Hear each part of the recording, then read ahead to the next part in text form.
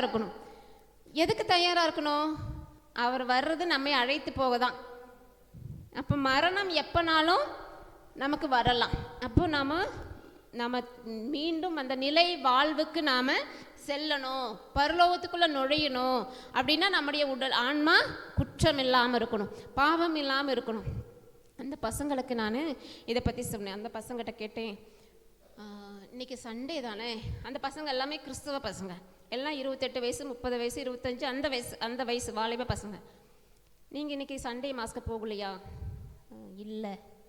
நான் சொன்னேன், திருப்பலிக்கே போகாமல் இவனுக்கு சுகம் கிடைக்கணும்னு நீங்கள் எப்படிடா தூக்கிட்டு வந்தீங்க? அப்போ நான் கேட்டேன், சரி எப்போ தான் பூசைக்கு போனீங்க? ஒரு பையன் சொன்னான், நான் பூசைக்கே போக மாட்டேன் சிஸ்டர், பூசைக்கே போக மாட்டேன். உண்மையே சொன்னான், நல்ல பையன். அப்புறம் மற்ற பசங்க சொன்னாங்க, எப்பாவது போவோம், ஜாலியாக போய் வெளியே நின்றுட்டு வந்துடும், மற்றபடி போய் உள்ளே போய் பூசையில் பங்கெடுத்து நன்மை வாங்குற பழக்கம்லாம் இல்லை. இதை கேட்டப்போ எனக்கு அப்படி எந்த நம்பிக்கையில் இந்த பையனை கொண்டு வந்தீங்க? உங்களுக்கே கடவுள் மேலே நம்பிக்கை இல்லை, கடவுள்கிட்ட போகிறது இல்லை, அப்புறம் என்ன நம்பிக்கையில் கொண்டு வந்தீங்க? இல்லை சிஸ்டர், இந்த பையன் ரொம்ப கஷ்டப்படுறான், எங்கள் ஃப்ரெண்டு தான், அவனை பார்க்க முடியல, எப்படியாவது அவனுக்கு சுகப்படுத்துங்க. நான் சொன்னேன், முதல்ல உங்களை சுகமாக்கலாம் அப்படின்னு சொல்லிட்டு அவங்ககிட்ட பேச ஆரம்பித்தேன். அப்போ நான் கேட்டேன், சரி காலைல சாப்பிட்டீங்களா? நான் சாப்பிட்டோம். எதுக்குடா சாப்பிட்டீங்க? சாப்பிட்ணும்ல சிஸ்டர், பசிக்கும். சரி, எவ்வளோ ஒரு நாளைக்கு எத்தனை முறை சாப்பிடுவீங்க? 3 வேளை இல்லைன்னா 5 வேளை நினைக்கும் போதெல்லாம் சாப்பிடுவோம் இல்லை? எதுக்கு சாப்பிடணும்? வளரணும், உடல் வளரணும், ஆரோக்கியமாக இருக்கணும், நல்ல விஷயம். சரி, சாப்பிட்டீங்க, உங்களுக்கு உடலுக்கு நீங்கள் சாப்பாடு கொடுத்துட்டீங்க, உடல் நல்லா வளர்ந்துருக்கு, வாலிப வயசு, நல்ல வாட்ட சட்டமாக இருக்கீங்க. உங்களுக்குள்ள ஆன்மான்னு ஒன்று இருக்கும், தெரியுமா? ஆன்மான்னு ஒன்று இருக்குது. அந்த ஆன்மாவுக்கு சாப்பாடு கொடுத்தீங்களா? அந்த ஆன்மாவுக்கு நீங்கள் சாப்பாடு கொடுத்தீங்களா? ஆன்மாவுக்கு சாப்பாடா? அது என்ன கொடுக்கணும்? ஆன்மாவுக்கு எப்படி சாப்பாடு கொடுக்கறது? நான் சொன்னேன், சரி அந்த அதே மாதிரி நீங்கள் உடலை குளிப்பாட்டுறீங்க. காலையில் குளிச்சிங்களா? குளித்தோம். எதுக்கு குளிச்சிங்க? சுத்தமாகணும். குளிக்கலைன்னா என்ன ஆகும்? நாற்றடிக்கும். 1 வாரம் குளிக்கலைன்னா ஃப்ரெண்ட்ஸ் யாரும் பக்கத்துக்கு வரமாட்டாங்க. 1 மாதம் குளிக்கலைன்னா இவன் கூட சேரவே கூடாதுன்னு நினைப்பாங்க. 1 வருஷம் குளிக்கலைன்னா பைத்தியம்னு சொல்லுவாங்க, மனுஷன்னு சொல்ல மாட்டாங்க இல்லையா? அப்போ இந்த ஒரு மனசுக்குள்ளே இருந்து அந்த பசங்களுடைய ஆன்மா என்ன நிலையில் இருக்குது அப்படிங்கிறத நான் உணர்ந்தேன். நான் அவங்ககிட்ட கேட்டேன், நீங்கள் கோயிலுக்கு போகலை, ஓகே, கடைசியாக பாவ சங்கீதனை எப்போ பண்ணினீங்க? எப்போ பாவ சங்கீதனை பண்ணீங்கன்னு கேட்டபோது ஒரு பையன் சொன்னால் 10 வருஷம் ஆச்சு. ஒரு பையன் 10 வருஷம். ஒரு பையன் சொன்னால் நான் புது நன்மை உறுதி பூசல் அனுப்ப பாவ சங்கீதனை பண்ணினேன். இன்னொரு பையன் சொன்னால் நான் கொரோனா அந்த டைமில் பண்ணினேன். ஓகே, அப்படி வருஷங்கள் எல்லாமே வருடங்கள் தான். 4 பேருமே அப்படி தான் சொன்னாங்க. அப்போ நான் சொன்னேன், இப்போ நம்முடைய ஆன்மா அப்படின்னு ஒன்று இருக்குது, அதுக்கு பசிக்கும். அதே மாதிரி ஆன்மாவை சுத்தமும் பண்ணணும். என்ன பண்ணுறது? உடலை நாம் குளிப்பாட்டுவது போல் நம்ம ஆன்மாவை குளிக்க வைக்கிறதுக்கு தான், சுத்தப்படுத்துறதுக்காக திருச்சபை நமக்கு ஒரு ஒப்புரவு அருட்சாதனம் அப்படிங்கிற ஒரு கொடையை கொடுத்துருக்கு. அதை பயன்படுத்தணும். அதை செய்யலை அப்படின்னா நம்ம ஆன்மா நாளுக்கு நாள் கரைப்பட்டு அது நாற்றம் எடுக்க ஆரம்பிச்சிடும். ஆன்மா உள்ள பாவம் போக போக என்ன ஆகும்? அது தீமைக்குள்ளே போக ஆரம்பிச்சிடும். அப்படி அந்த ஆன்மா கரைப்பட்டு போகும். கடவுள் அங்கே வசிக்க மாட்டார். அப்போ நீங்கள் இப்படி இருக்கீங்களேடா, உடலை மட்டும் சுத்தம் பண்ணியிருக்கீங்க, ஆன்மாவை சுத்தம் பண்ணலை. உடலுக்கு மட்டும் சாப்பாடு கொடுக்குறீங்க, ஆன்மாவுக்கு சாப்பாடு இல்லை. அப்போ ஆன்மாவுக்கு என்ன சாப்பாடு? ஆன்மா அழியாது, ஆன்மா அழியாது. அப்போ அழியாத ஆன்மாவுக்கு அழியாத உணவு கொடுக்கணும். என்ன அழியாத உணவு? விண்ணும் மண்ணும் ஒழிந்து போகும், ஆனால் என்னுடைய வார்த்தைகளோ ஒழியாது. அது நிலையானது, அழியாதது. அப்போது நம்ம ஆன்மாவுக்கு உணவு வார்த்தை. வார்த்தை மனு உருவான இயேசு, நற்கருணை. இது நம்ம ஆன்மாவுக்கு உணவு. இதை நாம் கொடுக்கணும். இல்லை அப்படின்னா உடல் மட்டும் வளரும், ஆன்மா வளராது. ஆன்ம முதிர்ச்சி அப்படின்னு நமக்கு இருக்காது. உடல் மட்டும் வளரும், ஆன்ம வளர்ச்சி இருக்கணும், ஆன்ம முதிர்ச்சி இருக்கணும். அப்போ தான் கடவுளை பற்றிய அறிவு, அந்த ஞானம் நமக்கு வரும். அப்போ அந்த பசங்களுக்கு இதை பற்றி சொல்லிகிட்டே இருந்தேன். அப்புறம் ஆவி, நமக்குள்ளே ஸ்பிரிட் இருக்கு இல்லையா, ஆவி. அந்த ஆவி வந்து உயிரோட்டமாக இருக்கணும். அந்த ஆவி உயிரோட்டமாக இருக்கணும். இல்லைன்னா ஆவி நமக்குள்ளே ஒடுங்கி போய் சில நேரம் செத்து கூட போயிருக்கும். அப்போ அந்த ஆவியை, நமக்குள்ளே இருக்கிற அந்த உயிர் மூச்சு, அந்த ஆவி உயிரோட்டமாக இருக்கணும் அப்படின்னா நமக்கு தூய ஆவியானவர் வேணும். தூய ஆவியானவர் நமக்குள்ளே வரும்போது தான் நாம் உயிரோட்டம் உள்ளவங்களா, வல்லமையுடவங்களா மாறுவோம். பிரைஸ் தி லார்ட், ஹல்லேலூயா. அப்போ அந்த ஆவி, அந்த ஆவியோடைய அனுபவம், இதை பற்றியெல்லாம் உங்களுக்கு நான் எக்ஸ்பிளைன் பண்ணிட்டேன். நிறைய ஒரு 3 மணி நேரம் நான் பேசினேன் இறை வார்த்தையை சொல்லி. அப்படி பேசிகிட்டே இருந்த பொழுது அந்த பையன், படுத்திருந்த பையன், கை காலெல்லாம் கோணையாக இருந்த அந்த பையன் எழுந்து உட்கார்ந்தான். Price the Lord. எழுந்து உட்கார்ந்தான். என்னடா அந்த பார்த்துட்டு இருந்த அந்த பசங்களுக்கு நான் சொன்ன வசனமெல்லாம் வேலை செய்யலை. இந்த பையனை பார்த்தாங்கல்ல, அழ ஆரம்பிச்சிட்டானுங்க. ஏன்னா அவங்க தூக்கிட்டு வந்தாங்க. அந்த பையன் எல்லாமே என்னன்னு சின்ன வயசுலேருந்து பார்த்துட்டு இருக்காங்க. அவன் எழுந்து உட்கார்ந்தான், பேச தொடங்கினான். அவன் சொன்ன வார்த்தை என்னன்னா, ஜெபம் செய்யலாம். அந்த பையன் சொன்ன வார்த்தை ஜெபம் செய்யலாம். அவன் பேர் ஜான் பால். ஜெபம் செய்யலாம். அப்போ நான் கேட்டேன், என்ன ஜெபம் செய்யலாம், உனக்கு என்ன தெரியும்? ஆனால் அவனுக்கு வந்து கேட்கும், நம்ம சொல்கிறதெல்லாம் கேட்கும். அப்போ நான் அந்த வார்த்தையை சொல்ல அந்த பசங்களுக்கு சொல்ல இந்த படுத்திருந்த பையன் எல்லாம் கேட்டுட்டு இருந்தான். அந்த வார்த்தை அவனுக்கு நலம் கொடுத்தது. Price the Lord. அந்த வார்த்தை அந்த பிள்ளைக்கு நலம் கொடுத்தது. மத்தேயு 8ஆம் அதிகாரம் 7வது இறைவசனம் சொல்லுது, நான் வந்து அவனை நலமாக்குவேன்.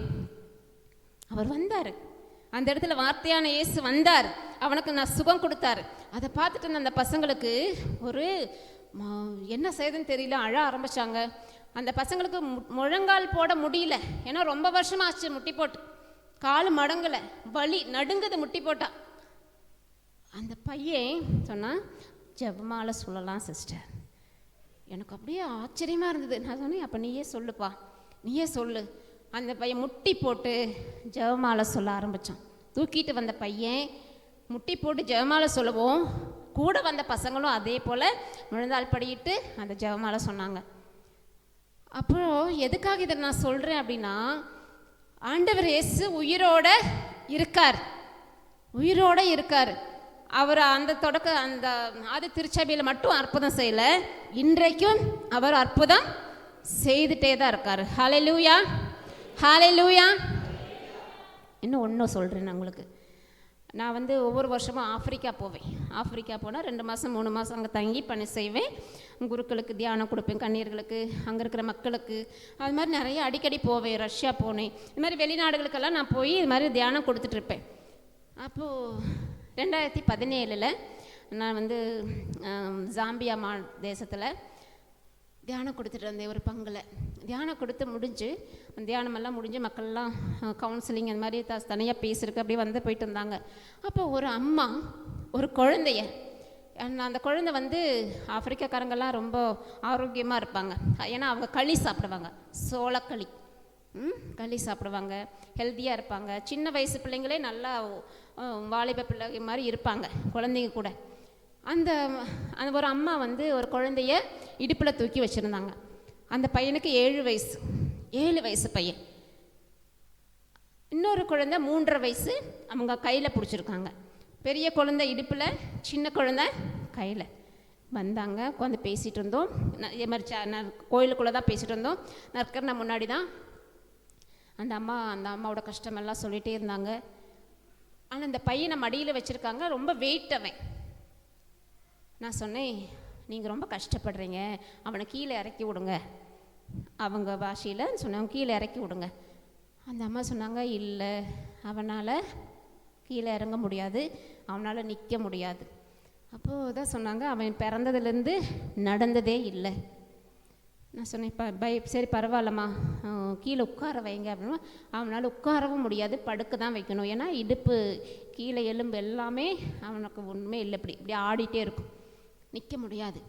அப்போ அவங்க நிற்க வச்சு காமிச்சாங்க என்கிட்ட. அவனால் நிற்க முடியல. அந்த குழந்தைய மடியில் வச்சுட்டே ஒரு மணி நேரம் பேசினாங்க, அழுதாங்க, அவங்க சங்கடமெல்லாம் சொல்லிட்டு இருந்தாங்க. அப்போ அந்த சின்ன பையன் அங்கங்கே விளையாண்டுட்டு இருந்தான். அப்போ இந்த மடியில் இருந்த பையன் என்னை உத்து பார்த்துட்டே இருந்தான்.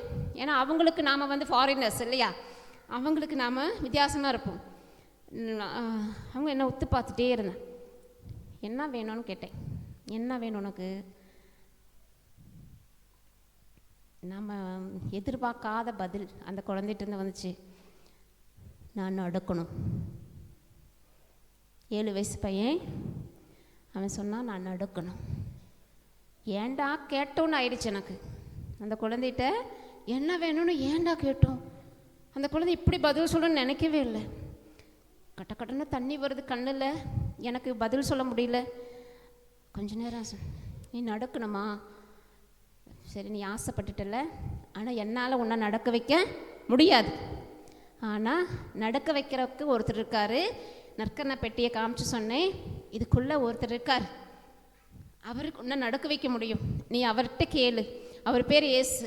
நீ இயேசுகிட்ட சொல்லு, அவர் உன்னை நடக்க வைப்பார். அவன் திரும்பி பார்த்தான். அவனுக்கு இயேசு நிற்கிறதெல்லாம் தெரியாதுல்ல, நற்கரண பெட்டி தானே தெரியும் நமக்கு எல்லாரும். அவன் திரும்பி பார்த்துட்டு அப்படியே அமைதியாக இருந்தான். அந்த அம்மா என்ன ஒரு மாதிரி பார்த்தாங்க. என்ன குழந்தைக்கு ஆசை காட்டுறாங்க அவங்க. ஏன்னா அந்த குழந்தை நடக்க முடியாமல் இருக்குது. நான் அந்த அம்மாட்ட சொன்னேன், நீங்கள் நம்புறீங்களாம்மா, இந்த குழந்தை நடக்கணும், நீங்கள் நம்புறீங்களா? அவங்க ஒரு பதில் பேசல, அமைதியாக இருந்தாங்க. நான் சொன்னேன், ஏசுவால முடியும். இப்போ அந்த குழந்தை நடக்கணும்னு கேட்டுருச்சு. இந்த வார்த்தையை ஏசு கேட்டிருப்பார். அதனால் நம்ம ஜெபிக்கலாம் அப்படின்னு சொல்லிட்டு நான் ஆண்டவர்கிட்ட சொன்னேன், இயேசுவே, நீங்கள் எகிப்திலிருந்து திரும்பி வந்தபோது, எகிப்துக்கு போகும்போது குழந்தை, திரும்பி வந்தபோது உங்களுக்கு 7 வயசு, 6 7 வயசு. அப்போ நீங்கள் நிச்சயமாக நடந்து தான் வந்திருப்பீங்க. நீங்கள் 7 வயசாக இருக்கும்போது எப்படி ஓடி ஆடி விளையாண்டுருப்பீங்க, எப்படி நடந்திருப்பீங்க. அதே ஆசை இந்த குழந்தைக்கு இன்றைக்கி நீங்கள் கொடுக்கணும். இந்த குழந்தை நடக்கணும் ஆண்டவரே, அந்த குழந்தை ஆசைப்படுறான், நீங்கள் ஏதாவது செய்யுங்க அப்படின்னு கண்ணீரோட, எனக்கு எங்கேருந்து தான் வந்ததுன்னு தெரியல, அவ்வளோ கண்ணீர். அழுதுட்டு சொன்னேன் அந்த அம்மாட்ட, நம்பிக்கை, எனக்குள்ள ஒரு நம்பிக்கை. நான் சொன்னேன், அந்த குழந்தைய இறக்கி கீழே விடுங்கம்மா. அந்த அம்மா பார்த்தாங்க. நான் சொன்னேன், திரும்ப கீழே விடுங்க. அந்த அம்மா அப்படி தூக்கி கீழே நிறுத்தினோடனே அவன் நின்றுட்டான். எனக்கு பார்த்துட்டே இருக்கிறேன். அந்த அம்மாவும் ஆச்சரியமாக நின்னாங்க. நின்ன பையனை நான் சொன்னேன், நட, ஏசு ஒன்று நடக்க சொல்கிறார், நடந்தான். அந்த பங்கு ஃபாதர் ஜூடு அந்த பையனை கூட்டி கோயிலை சுற்றி நடந்து வந்தார். அவன் காலெல்லாம் உரம்பிச்சு ரொம்ப நல்லா அழகாக நடக்க ஆரம்பித்தான். இது யாரால் முடிஞ்சுது? பிறந்ததுலேருந்து நடக்காத குழந்தை. அப்போ இயேசு நம்ம கூட இருக்காரா இல்லையா? உயிரோடு இருக்காரு. நம்ம கடவுள் வாழ்கிற கடவுள், உயிரோடு இருக்கிற கடவுள். உயிர்த்த இயேசு நம்மோடு வாழ்ந்து கொண்டு இருக்கிறார். யாராலையும் மறுக்கவே முடியாது. நான் சாட்சி. யார் பார்த்தாங்களோ பார்க்கல எனக்கு தெரியாது, நான் பார்த்தேன். என்னோட ஆண்டவர் இயேசு உயிரோடு இருக்கார். அந்த அழகு வாயில் முடவனை நடக்க செய்த பொன்னோ வெள்ளியோ என்னிடம் இல்லை, நாசரேத்தூர் இயேசுவின் பெயரால் எழுந்து நட என்று சொன்ன மாத்திரம் நடந்தா இல்லையா? அதே இயேசு இன்றைக்கும் அதே அற்புதங்களை செய்து கொண்டு தான் இருக்கார். அவர் மாறவே இல்லை, மாறாத கடவுள். நாம தான் மாறிட்டு இருக்கிறோம். நமக்கு நம்பிக்கை இல்லை, நம்ம நம்பிக்கையெல்லாம் செத்து போச்சு. ஆழமான நம்பிக்கை, உறுதியான நம்பிக்கை, அந்த நம்பிக்கை நமக்கு வேணும். முழுமையான நம்பிக்கை வேணும். ஆண்டவர் நமக்கும் அற்புதம் செய்வார், நம்ம கேட்டதை தருவார். ஏன்னா அவர் நம்ம கடவுள். Price the Lord. நமக்கு செய்யாமல் வேறு யாருக்கு செய்ய போறா? நமக்கு செய்யாமல், சொந்த பிள்ளைங்களுக்கு செய்யாமல் வேறு யாருக்கு செய்ய போறாரு? நிச்சயமாக செய்வார். Price the Lord. அப்போ இந்த மாதிரி ஆண்டவர் உயிரோடு இருக்காரு, உண்மையாக இருக்காரு, நம்ம கூட வாழ்ந்து கொண்டு இருக்கிறாரு, நமக்காக இருக்காரு, நம்ம கேட்டதெல்லாம் செய்வார். ஆனால் நாம் ஒன்று செய்யணும். முதல்ல இறையாட்சியை தேடணும். மற்றெல்லாம் உங்களுக்கு சேர்த்து கொடுக்கப்படும். Price the Lord. அப்போ நம்ம இறையாட்சி தேடணும் அப்படின்னா நம்ம ஆன்மா சுத்திகரிக்கப்படும். இல்லையா? அழிந்து போகிற இந்த உடலுக்காக நாம் உழைக்கிறோம். அழிந்து போகிற உடலுக்காக வருந்தி பாடுபட்டு உழைக்கிறோம். சாகிற வரைக்கும் கஷ்டப்படுறோம். ஆனால் இந்த உடலை காப்பாற்ற முடியுமா? முடியாது. அப்போ நமக்கு இன்னொரு வாழ்க்கை இருக்குது. நிலையான ஒரு வாழ்க்கை இருக்குது. பரலோகம் அப்படின்னு ஒன்று இருக்குது. 2002ஆம் ஆண்டு மே மாதம் 1 தேதி புனித தொழிலாளர் தினம், புனித யோசேப்புடைய திருவிழா. அன்றைக்கு காலையில் நான் திருப்பலி முடிந்து வீட்டுக்கு வந்த உடனே எனக்கு ஒரு பரவச அனுபவம். அந்த பரவசத்தில் என்னுடைய ஆன்மாவை கடவுள் சூசியப்பர் கையில் பிடிச்சிருந்தார். எனக்கு நல்ல ஞாபகம் இருக்குது. அவர் என்னை தூக்கிட்டு போகிறார். எங்கே போனார்? நான் பார்த்தது அப்படியே சொல்கிறேன் உங்களுக்கு, என்னை அதுக்கு மேலே புரிய வைக்க முடியாது. நான் பார்த்தது அது எனக்கு ஆண்டவர் காட்டினது. என்னுடைய ஆன்மா என் உடலிலிருந்து வெளியே வருது. நான் என் ஆன்மாவை சூசியப்பர் கையில் பிடிச்சிருக்காரு. 2 பேரும் போகிறோம், லெஃப்டில் போகிற மாதிரி இருக்குது. ரொம்ப உயரத்தில் போயிட்டோம். போனால் அந்த மேகமெல்லாம், அப்போல்லாம் நான் ஃப்ளைட்டில் போகலை 2002லலாம், அதுக்கப்புறம் தான் இப்போ நிறைய முறை போக ஆரம்பிச்சு. அந்த மேகமெல்லாம் கீழே தெரியுது. அதுக்கு மேலே போயிட்டோம். 1 வானம், 2 வானம், 3 வானம்னு வானங்களை கடந்து போயிட்டே இருக்கும். அது எத்தனைன்னு எனக்கு தெரியாது. நம்ம பார்க்குற இந்த வான மண்டலம், நட்சத்திரங்கள், இதெல்லாம் பெரிய பெரிய மலை மாதிரி இருக்குது. அதுக்கடியில் நான் போகும்போது ஒரு சின்ன பட்டாம்பூச்சி மாதிரி, சின்ன இந்த ஈசல் மாதிரி இருக்கேன். அவ்வளோதான் இருக்கேன் நான், சின்னதாக.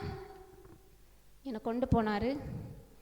ஒரு குறிப்பிட்ட இடத்துக்கு போனோன்னே நிற்க வச்சுட்டு நடந்து போனோம். நல்லா உணர்றேன் நான். அது வரைக்கும் பறந்த மாதிரி இருந்துச்சு. அப்புறம் நடந்து போகிறோம்.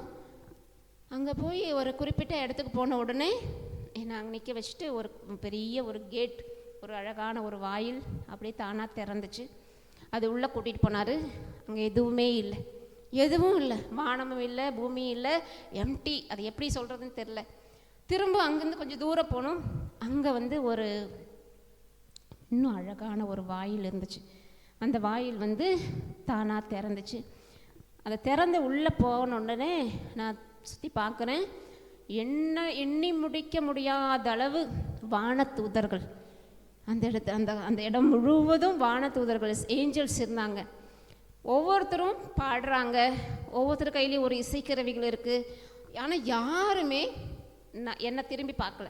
நான் போகிறேன், அந்த இடத்துக்கு போகிறேன். நம்ம நார்மலாக என்ன செய்வோம், நம்ம இடத்துக்கு போனால் யாராவது நம்மளை பார்ப்பாங்க இல்லையா, திரும்பி பார்ப்பாங்க இல்லையா? யாரும் பார்க்கல. எல்லாருடைய கண்ணும் ஒரே இடத்தை நோக்கி இருக்குது. நானும் அந்த இடத்த பார்க்குறேன், என் கண்ணுக்கு எட்டவே மாட்டேங்குது. சூசியப்பர் கையை பிடிச்சி வேகமாக கூட்டிகிட்டு போகிறார். போகும்போது யாரை, அப்ரஹாம், ஈசாக்கு, யாக்கோபு, அந்த இறைவாக்கினர்கள், ஆதி பிதாக்கள், இவங்க எல்லாரையும் அவர் சொல்கிறார். ஒவ்வொருத்தரையாக காட்டுறாரு. நான் பார்க்குறேன், அவங்கள எல்லாத்தையும் பார்க்குறேன். நான் அவங்களெல்லாம் பார்த்துட்டே போயிட்டே இருக்கேன். ஒரு குறிப்பிட்ட தூரம் போன உடனே அங்கே நிற்க வச்சார். அங்கே நின்று நான் பார்த்துட்டு இருந்தேன். அந்த கதவுலேருந்து இவ்வளோ தூரம், நம்ம கண்ணுக்கு அவ்வளோ டிஸ்டன்ஸில் இருக்குது. அந்த கீழே 12 அரியணைகள் போடப்பட்டிருக்கு. இப்படி நீளத்தில் 12 அரியணைகள், சிம்மாசனம். அதில் நம்முடைய 12 அப்போஸ்தலர்கள் இருக்காங்க. அந்த அரியணைக்கு மேலே இன்னும் உயரமாக 2 அரியணைகள் போடப்பட்டிருந்துச்சு. அதில் வலது பக்கம் அன்னை மரியாள் அரசியாக முடிசூட்டப்பட்டு அவங்க அமர்ந்திருந்தாங்க. இடது பக்கத்து அரியணை காலியாக இருந்துச்சு. அங்கே யாரும் இல்லை. இன்னும் கொஞ்சம் நான் மேலே பார்த்தேன். இயேசுடைய பாதம், அவருடைய கால், அந்த அரியணைக்கு கீழே அவருடைய கால் இருந்துச்சு. அவருடைய அந்த ஆடை ஃபுல்லாக மூடி இருந்துச்சு அந்த அரியணையை. வானதூதர்கள் எல்லாம் அங்கே நிறைஞ்சிருந்தாங்க. அப்படியே கொஞ்சம் கொஞ்சமாக நான் அவர் மேலே பார்த்துட்டே இருந்தேன். அவர் அரசர், நீதிபதியாக அந்த இடத்துல அவர் அமர்ந்திருந்தார். நிறைய முறை இயேசுவை பார்த்துருக்கேன். இப்போ கிட்டத்தட்ட எத்தனை முறை பார்த்துருப்பேன்னு தெரியாது. அப்படி உயிர்த்த இயேசுவை ஒவ்வொரு முறையும் பார்க்கும்போது ஒரு ஆசை வரும். அவர் அப்படியே போய் பற்றி கொள்ளலாம், அவருக்கு அப்படியே அணைச்சிக்கணும்னு தோணும். அவ்வளவு அந்த அட்ராக்டிவாக இருப்பார், கவர்ச்சியாக இருப்பார், ஆசையாக இருக்கும் அந்த பார்வையில். ஆனால் இதே இயேசுனார் அங்கே விண்ணகத்தில் அந்த அரியணையிலே இருந்தபோது என்னால் அவரை பார்க்க முடியல. அவருடைய கண்களை பார்க்க முடியல. அவருடைய கண் எப்படி இருந்துச்சு அப்படின்னா, ஒரு நெருப்பு சூரியன். அவருடைய அந்த கண்ணுக்குள்ளே அந்த நெருப்பு பால் அப்படியே ஒரு 1000 கிலோமீட்டர் ஸ்பீடில் சுற்றினா எப்படி இருக்கும், அவ்வளவு ஸ்பீடாக சுற்றிட்டு இருக்கு. அவருடைய கண்கள் சுற்றிட்டு இருக்கு. என்னால் பார்க்க முடியல. அவருடைய கையில் ஒரு அந்த வாழ்வின் நூலாக ஏதோ வச்சுருக்காரு. ஒரு கையில் கோல் பிடிச்சிருக்காரு. அந்த கம்பீரமான அந்த தோற்றம், அரசர், நீதிபதி. அவரை பார்த்த உடனே என்னால் எதுவுமே பேச முடியல. அப்போ நான் பார்த்துட்டே இருக்கேன். அவர் சூசியப்பர்கிட்ட பேசினார். ஏன்னா என் கூட அவர் என்னை பிடிச்சிருந்தார். அவர் பேசின உடனே அவர் என் கையை விட்டுட்டு அப்படி சுற்றி இந்த பக்கம் இடது பக்கத்தில் ஒரு அரியணை காலியாக இருந்துச்சுல, அதில் உட்கார்ந்தார். இயேசுடைய வலது பக்கமும் இடது பக்கமும் சூசியப்பரும் மாதாவும் இருந்தாங்க. அப்போது சூசியப்பர்கிட்ட இப்படி கீழே தாழ்ந்து குனிஞ்சு ஏதோ பேசினார். பேசினபோது சூசியப்பர் தலையசைச்சார். என்ன பேசுனாங்கன்னு எனக்கு தெரியாது. அவர் சீக்கிரமாக கீழே வந்தார். இறங்கி என் கையை பிடிச்சி வேகமாக வெளியே கூட்டிகிட்டு போனார். வேகமாக மெதுவாக வந்தோம். போகும்போது ரொம்ப ஸ்பீடாக வெளியே கொண்டு போயிட்டார். என்னுடைய ஆன்மா என்ன நினைக்குதுன்னா, பரலோகத்திலேருந்து நாம் வெளியே போகிறோம். இது பரலோகம் அப்படின்னு தெரிஞ்சிருச்சு. பரலோகத்தை விட்டு வெளியே போகிறோம். எங்கே போகிறோம்? எங்கே கூட்டிகிட்டு போகிறாரு? வெளியே ரொம்ப தூரம் கூட்டிகிட்டு போய் ஒரு உயரமான ஒரு இடம், அந்த இடத்துல நிறுத்தி அவர் சொன்னார், இங்கேருந்து கீழே பாரு, கீழே பாரு. என்னால் எட்டி எட்டி பார்க்குறேன், என்னால் பார்க்க முடியல. அவர் என் கையை பிடிச்சி கீழே பாரு அப்படின்னு. கீழே நான் பார்த்தா அந்த இடம் எப்படி இருந்துச்சு அப்படின்னா, ரொம்ப பயப்படக்கூடிய பயங்கரமான ஓலம், அலறல் சத்தம், கூக்குரல், கேட்க முடியாத சத்தம். அந்த இடம் அது ஃபுல்லாக ஒரு கடல், நெருப்பு கடல். சாதாரண தண்ணி இல்லை, நெருப்பு. ஒரு மலை உருகி லாவா வந்தால் எப்படி இருக்கும் அது மாதிரி அந்த இடம் நெருப்பு அப்படியே கொதிச்சுட்டு இருக்குது. தண்ணி மாதிரி இருக்குது, நெருப்பு. நிறைய ஆன்மாக்கள் அந்த அதுக்குள்ளே துடிக்கிறாங்க, புலம்புறாங்க, அழறாங்க. ஆனால் அவங்களுக்கு முடிவே இல்லை. அந்த ஆன்மா அழிந்தே போகிறதில்ல, துன்பப்பட்டுட்டே இருக்கு. இதை காமிச்சிட்டு ஆண்டவர் சொன்னார், இதுதான் நரகம். நீ சந்திக்கிற எந்த ஆன்மாவும் இந்த இடத்துக்கு வரக்கூடாது. எந்த ஆன்மாவும் இந்த இடத்துக்கு வரக்கூடாது. அவங்கக்கிட்ட நீ இது சொல்லு. எனக்கு அந்த அந்த நரகத்தை பார்த்த பிற்பாடு ஒரு 2-3 நாள் எனக்கு காய்ச்சல். என்னால் முடியவே இல்லை, தாங்கவே முடியல. அவ்வளோ வேதனையான ஒரு இடம். அப்போ சூசியப்பர் என்கிட்ட நிறைய விஷயங்கள் சொன்னார், நரகத்தை பற்றி சொன்னார். அதுக்காக பரிகாரம் பண்ண சொன்னார். 4 ஆண்டுகள் நான் மொட்டை அடிச்சுக்கிட்டேன். அந்த பரிகார முயற்சியாக ஒரு கிராமத்தில் ஒரு 24 வயசு பொண்ணு மொட்டை அடிச்சுக்கிட்டே எப்படி இருக்கும், 4 வருஷம் நான் மொட்டை அடிச்சுக்கிட்டேன். அந்த நரகத்தில் போகிற ஆன்மாக்களுக்காக நான் இப்போவும் சந்திக்கிற ஆன்மாக்களுக்கெல்லாம் ஏதாவது பரிகார முயற்சி பண்ணிகிட்டே தான் இருப்பேன். அப்போ நரகம் அப்படின்னு ஒன்று இருக்குது. அதை சொல்கிறதுக்கு தான் நான் அதை சொன்னேன், நரகம் அப்படின்னு ஒன்று. ஆனால் நிறைய மக்கள் இன்றைக்கி என்ன சொல்கிறாங்க, நரகமெல்லாம் இல்லை, அது இறந்ததுக்கு அப்புறம் தானே. அப்போ யார் போய் பார்ப்பா, நம்ம எங்கே இருக்கிறோன்னு யார் போய் பார்ப்பா, அது அப்போ பார்த்துக்கலாம் அப்படின்னு அந்த நரக பயம் என்பதே இல்லை. நம்ம ஆன்மா அழிந்து போகும், நம்ம ஆன்மா விண்ணகத்துக்கு போகாது அப்படிங்கிற அந்த பயமே யாருக்குமே இல்லை. நரகத்தை பற்றி எண்ணமே இல்லை. அட்லீஸ்ட் பரலோகத்துக்காவது போகணும்னு நினைக்கணும்ல. பரலோகம் ஒன்று இருக்குல்ல, நரகமும் பரலோகமும் இருக்குன்னு இயேசுவே சொல்லியிருக்கார். அவர் பொய் சொல்ல மாட்டார். மத்தேயு 25ஆம் அதிகாரத்தில் சொல்லப்பட்டிருக்கு. அவருடைய வலப்புறமும் இடப்புறமும் தீர்ப்பு சொல்கிறார், பிரிக்கிறார். அப்போ நரகம் இருக்குது, எரி நரகம் அப்படின்னே சொல்லப்பட்டிருக்கு. அப்புறம் நம்முடைய வாழ்க்கை, நம்முடைய ஆன்மா எப்படி இருக்கணும், எப்படி மாற்றப்படணும், நம்ம ஆன்மா நிலைவாழ்வுக்குள்ளே போகணும். நிலைவாழ்வு அப்படின்னு ஒன்று இருக்குது, பரலோகம்னு இருக்குது, நமக்கு நிலையான வீடு ஒன்று இருக்குது. பிலிப்பியர் 3:20 சொல்லப்படுது, விண்ணகமே நம்முடைய தாய்நாடு, விண்ணகமே நம் தாய்நாடு, அங்கே தான் நம்ம போக போகிறோம். இது நிரந்தரமான வாழ்க்கை இல்லை. அப்போ இந்த ஒரு காலம், ஆண்டவர் நம்ம கொடுக்கப்பட்ட இந்த காலம், இப்போ திருவருகை காலத்தில் இருக்கிறோம் இல்லையா, திருவருகை காலம். இந்த காலம் எதுக்கு? நம்மை தயாரிக்க, ஆண்டவருடைய வருகைக்காக நம்மை தயாரிப்பதற்கு ஆண்டவர் கொடுத்த காலம். Price the Lord. அவருடைய வருகை எப்பனாலும் இருக்கும். மணமகன் எந்த நேரத்தில் வருவார்ன்னு நமக்கு தெரியாது இல்லையா. அப்போ மதியுடைய கன்னிகை போல, முன்மதியுடைய கன்னிகைகள் போல எப்போதும் விழிப்பாக இருக்கணும், ஆயத்தமாக இருக்கணும், கையில் விளக்கோடு எண்ணெயும் வச்சுருக்கணும், முன்மதியோடு நம்ம செயல்படணும். எப்போனாலும் வருவார். அந்த திருவருகை நாம் நினச்சிக்கிறோம், திருவருகை காலம் தொடங்குச்சுன்னா கிறிஸ்மஸ் தான், குழந்தை இயேசுக்கு தான் அவர் பிறப்பார், அந்த பிறப்பை தான் நம்ம கொண்டாடுறோம். அப்படியா? அவர் ஏற்கனவே பிறந்துட்டாருல்ல. அப்போ நம்முடைய ஒவ்வொரு முறையும் நம்ம வருகைக்காக, இயேசுடைய 2ஆம் வருகைக்காக நம்மை நாம் தயார் செய்யணும். அவர் சொல்லிட்டு தான் போயிருக்காரு, நான் மீண்டும் வருவேன். அவர் மீண்டும் வருவேன்னு சொல்லிட்டு தான் போயிருக்காரு. அப்போ எப்போ வருவார்னு மணமகனுக்கே தெரியாது, ஆனால் வருவார். அப்போ நம்ம ஒவ்வொரு முறையும் நம்மை தயார் செய்துட்டு இருக்கணும். Praise the Lord. Hallelujah, hallelujah, hallelujah. ஏன்னா ஒவ்வொரு டிசம்பர் மாதமும் நிறைய புயல், அழிவு, ஆபத்து வந்துட்டே தான் இருக்குல்ல. ஒவ்வொரு திருவருகை காலம் தொடங்கும் போதுமே பார்த்தோன்னா இயற்கை சீற்றங்கள் நிறைய வருது, நிறைய அழிவுகள் வருது. இப்போ ஸ்ரீலங்காலாம் பாருங்கள், தண்ணியில் முங்கி போய் எத்தனை பேர் இறந்துட்டாங்க இல்லையா? தயாரிப்பாக இருந்தாங்களா தெரியாது. நமக்கு நாளைக்கு என்ன வரும்னு நமக்கு தெரியாது. அப்போ நம்முடைய ஆன்மா எப்போதும் தயார் நிலையில் விழிப்பாக இருக்கணும், ஆயத்தமாக இருக்கணும் அவரை சந்திப்பதற்காக. ஹல்லேலூயா, ஹல்லேலூயா. நம்மை நாம் தயாரிக்கிறோம். இந்த திருவருகை காலத்தில் குழந்தை இயேசுவை மட்டும் நம்முடைய உள்ளத்தில் வரவேற்பதற்காக மட்டும் அல்லாமல் நம்மை நிலையான வீட்டில் அவரை சந்திப்பதற்கு, நம்ம அரசராக இயேசுவை சந்திப்பதற்கு நாம் தயாராகணும். ஏன் அப்படி சொல்கிறேன்னா, இந்த உலகத்தில் இருக்கும்போது மட்டும்தான் ஆண்டவரே இரக்கமாயிரும்னு நம்மளால் கேட்க முடியும். இங்கே இருக்கும்போது மட்டும்தான் ஆண்டவரே இரக்கமாயிரும் அப்படின்னு கேட்க முடியும்.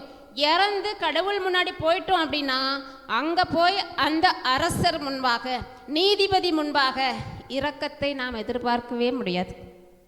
அங்கே அவர் ஜட்ஜு, அவர் நீதி தீர்ப்பு தான் சொல்லுவார். அங்கே ஐயோ இது ஏன் பிள்ளை, நான் ரொம்ப நேசித்த பிள்ளை, அதனால் கொஞ்சம் இரக்கம் காட்டுமுன்னெல்லாம் அங்கே முடியாது. அதனால் பவுலடியார் சொல்லுவார், துணிவுடன் இரக்கத்தின் அரியணையை அணுகி செல்லுங்கள் அப்படின்னு சொல்லி. இதுதான் பலிபீடம், இரக்கத்தின் அரியணை. இங்கே தான் நமக்கு இரக்கம் கிடைக்குது.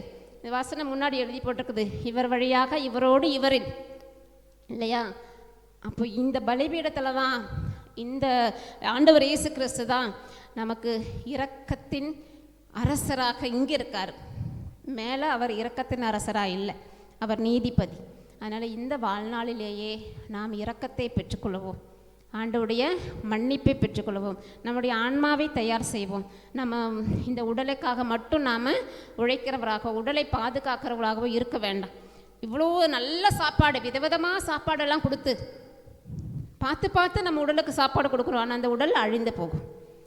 அதனால் அழிந்து போகும் உணவுக்காக நாம் உழைக்க வேண்டாம், அழியாத நிலைவாழ்வு தரும் உணவுக்காக நாம் உழைக்கணும். ஹல்லேலூயா, ஹல்லேலூயா, ஹல்லேலூயா. அப்போது இந்த அழியாத ஆன்மாவுக்காக நாம் உழைக்கிறவர்களாக நாம் மாறணும். இப்போ இந்த ஆண்டவர் இயேசு நிறைய இடங்களுக்கு அவர் போதித்தார். இந்த உலகத்தில் வாழ்ந்த போது நிறைய மக்களுக்கு அவர் போதித்தார், இறையாட்சி பற்றி அறிவித்தார். இந்த உலகத்தில், திருச்சபையில் இந்த உலகத்தில் மக்கள் இருக்காங்க இல்லையா? 4 வகையான மக்கள் இருக்காங்க. ஏழைகள் இருக்காங்க, அதனால தான் எளியோர், எளியவர்கள், எளியோருக்கு நற்செய்தி. அப்புறம் சிறைப்பட்டோருக்கு விடுதலை, சிறைப்பட்டவர்களுக்கு விடுதலை. அப்புறம் நோயுற்றோருக்கு சுகம் கொடுக்க, கட்டுண்டவர்களை விடுவிக்க. இந்த மாதிரி மக்கள் தான் நம்ம சமுதாயத்தில் நம்ம இருக்காங்க இல்லையா? அப்போ நாம் இந்த மாதிரி மக்களை நாம் சந்திக்கிறோம், ஒவ்வொரு நாளும் சந்திக்கிறோம். சிறைப்பட்டவர்கள் இருக்காங்க, நிறைய சிறைப்பட்ட மக்கள் இருக்காங்க. எதில் சிறைப்பட்டிருக்காங்க அப்படின்னா, பாவத்திலே சிறைப்பட்ட மக்கள் இருக்காங்க இல்லையா? பாவத்திலே சிறைப்பட்ட மக்கள் இருக்காங்க. அப்போ அவங்களுக்கு அந்த பாவத்தில் இருந்து விடுதலை கொடுக்கணும். ரோமையர் 3:23 சொல்லப்படுது, எல்லோரும் பாவம் செய்து கடவுள் கொடுத்த மேன்மையை இழந்து போனோம். அப்போ இந்த உலகத்தில் இருக்கிற எல்லா மனிதர்களுமே பாவம் செய்திருக்காங்க, செய்கிறாங்க. பாவம் செய்யாதவங்க யாரும் இல்லை. அப்போ இந்த எல்லா மனிதர்களும் பாவம் செய்ய தூண்டுவது யாரு? சாத்தான். அந்த பாவம் செய்ய தூண்டுறது சாத்தான். யோவான் நற்செய்தி 10ஆம் அதிகாரம் 10வது இறைவார்த்தை சொல்கிறது, திருடன் திருடுவதற்கும் கொல்வதற்கும் அழிப்பதற்கும் அன்றி வேறு எதற்கும் வருவதில்லை. திருடன் திருடுவதற்கும் கொல்வதற்கும் அழிப்பதற்கும் அன்றி வேறு எதற்கும் வருவதில்லை. அப்போது திருடன் யாருன்னா சாத்தான். இப்போ சாத்தான் எப்படி வரான், எதுக்காக வரான்னா திருடுவதற்கு. எதை திருடுறான்? நம்மிடம் இருக்கிற விலை மதிப்பெற்ற அல்லது விலை உயர்ந்த ஒன்று இருக்குது அப்படின்னா நம்முடைய ஆன்மா தான். எத்தனை கோடி கொடுத்தாலும் நம்முடைய ஆன்மாவை நம்ம வாங்க முடியாது. புனித பிரான்சிஸ் சவேரியார் மனமாற்றின வசனம், உலகமெல்லாம் தனதாக்கி கொண்டாலும் ஆன்மாவை இழந்தால் அதனால் வரும் பயன் என்ன, இல்லையா? அப்போது அந்த ஆன்மா தான் ரொம்ப முக்கியம். சாத்தானுக்கு ஆன்மாவை திருடணும், ஆன்மாவை திருடணும், திருடி அவனுக்கு சொந்தமாக வச்சுக்கணும். இதுதான் அவனோட ஒரு ஆசை. இப்போ அந்த ஆன்மாவை திருட நாம் விடக்கூடாது, ஆன்மாவை திருட நாம் விடக்கூடாது. அப்போ அந்த சாத்தானுடைய தந்திரங்களை, சாத்தானுடைய செயல்களை நாம் இனங்கண்டு கொள்ளணும். அவன் வஞ்சகமாக வருவான், நம்ம ஏமாற்றுவதற்கு வருவான், ரொம்ப நைஸாக அக்கறையாக இருக்கிற மாதிரி வருவான். பல நேரங்களில் நம்ம மேலே பாசம் இருக்கிற மாதிரி காட்டிக்குவான். ஏமாற்றுகிறவன், அவன் பேர் பொய்யன். சாத்தானுக்கு இன்னொரு பேர் பொய்யன். யோவான் நற்செய்தி 4ஆம் அதிகாரத்தில் 34 பார்த்தோம் அப்படின்னா அவன் வந்து பொய்யன் அப்படின்னு அதில் சொல்லப்பட்டிருக்குது. 8ஆம் அதிகாரம், சாரி, யோவான் 8ஆம் அதிகாரத்தில் அவனுக்கு வந்து பொய்யன், பொய்க்கு தந்தையும் ஆனவன். பொய் பேசும்போது அது அவனுக்கு இயல்பாக இருக்கிறது. அப்போ நாமெல்லாம் பொய் பேசுகிறோமா? பொய் பேசுகிறோமா? நமக்கெல்லாம் கடவுள் யாருங்க? நமக்கெல்லாம் கடவுள் யாரு? நமக்கெல்லாம் அப்பா யாரு? ஏசுதான், இல்லையா? ஏசு அப்பாவா? ஏசு அப்பாவா? ஏசு அப்பாவா?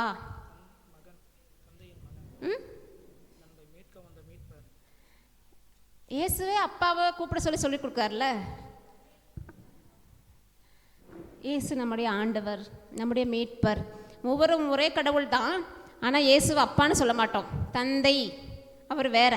ஒவ்வொரு கடவுளில் முதல்ல தந்தை, பிதா கடவுள், அவர் தான் மகனை அனுப்பினார் இந்த உலகத்துக்கு. அதனால் இயேசு ஆண்டவர், இயேசு நம்முடைய மீட்பர் அப்படின்னு கூட சொல்லலாம். யோவான் நற்செய்தி 8ஆம் அதிகாரம், நமக்கெல்லாம் ஆண்டவர் சொல்கிறாரு, நமக்கெல்லாம் கடவுள் ஒருத்தர் இருக்கார், நம்முடைய தந்தை, விண்ணக தந்தை. அதில் உங்களுக்கு யாருக்காவது சந்தேகம் இருக்கா?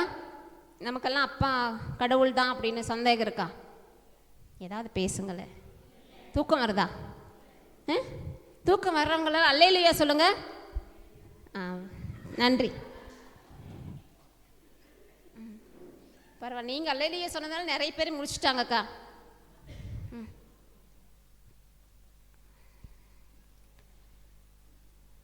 ஆண்டவர் இயேசு சொல்கிறாரு, 34வது வசனம், பாவம் செய்யும் எவரும் பாவத்திற்கு அடிமை, பாவம் செய்யும் எவரும் பாவத்திற்கு அடிமை அப்படின்னு சொல்கிறாரு. அதில் வந்து வசனம் 39ல், நீங்கள் ஆபிரகாமின் மக்கள் என்றால் அவரை போல செயல்படுவீர்கள். அப்படி தானே?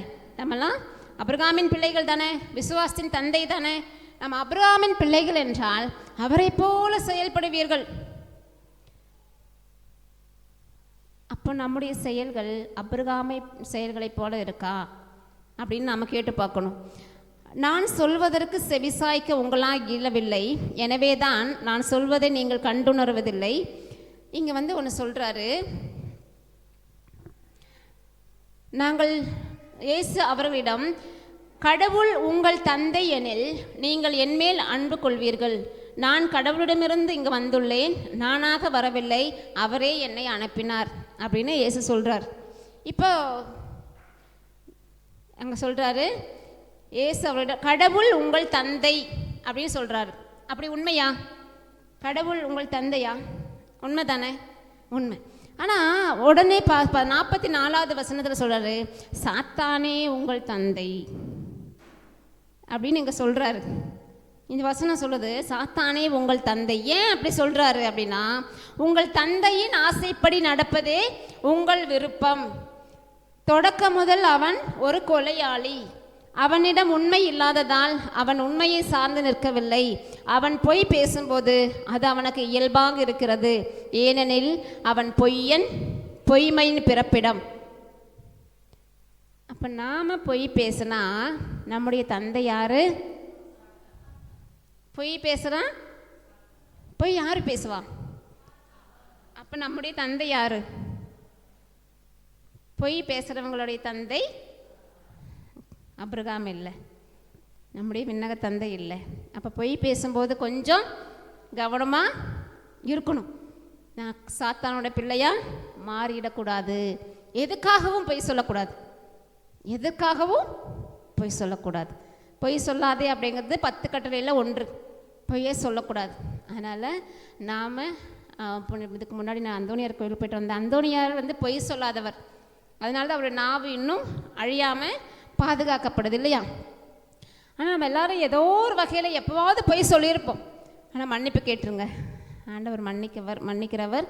அதனால் இப்பொழுது நம்முடைய ஆண்டவர் அரியணையிலே வீற்றிருக்கிற நம்முடைய ஆண்டவர் அவருடைய இரக்கத்தை நாம் கேட்போம். எழுந்து நிற்போம்.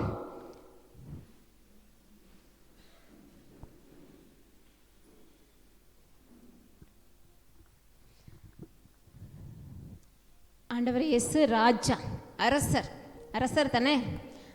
நம்முடைய அரசர் நம்ம மத்தியிலே வந்திருக்கிறார். எதுக்காக வந்திருக்கிறார்? அரசர் மக்களை சந்திக்க எதுக்கு வருவார்? மக்களுடைய குறைகளை எல்லாம் கேட்டு, மக்களுடைய தேவைகளை எல்லாம் கேட்டு அவர்களுக்கு அதை நிறைவேற்றி கொடுக்க தான் அரசர் வருவார், மக்களை சந்திக்க. நம்முடைய அரசர் நம்மை சந்திக்க வந்திருக்காரு. நம்முடைய தேவைகளை எல்லாம், நம்முடைய விண்ணப்பங்களை எல்லாம், நம்முடைய மன்றாட்டுகளை எல்லாம், நம்முடைய எல்லா ஜெபங்களையும் அவரிடம் கொடுப்போம். இயேசு ராஜா வந்திருக்கிறார் என்ற பாடலை நாம் இணைந்து பாடுவோம்.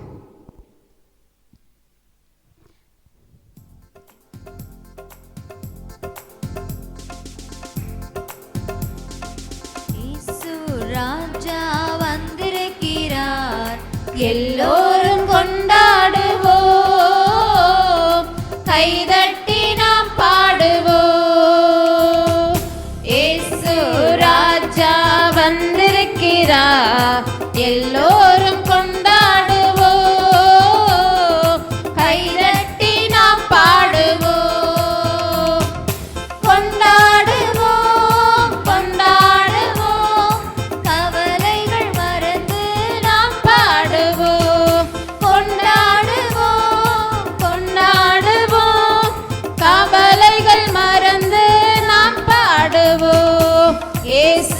ராஜா வந்திருக்கிறார், எல்லோரும் கொண்டாடுவோம்,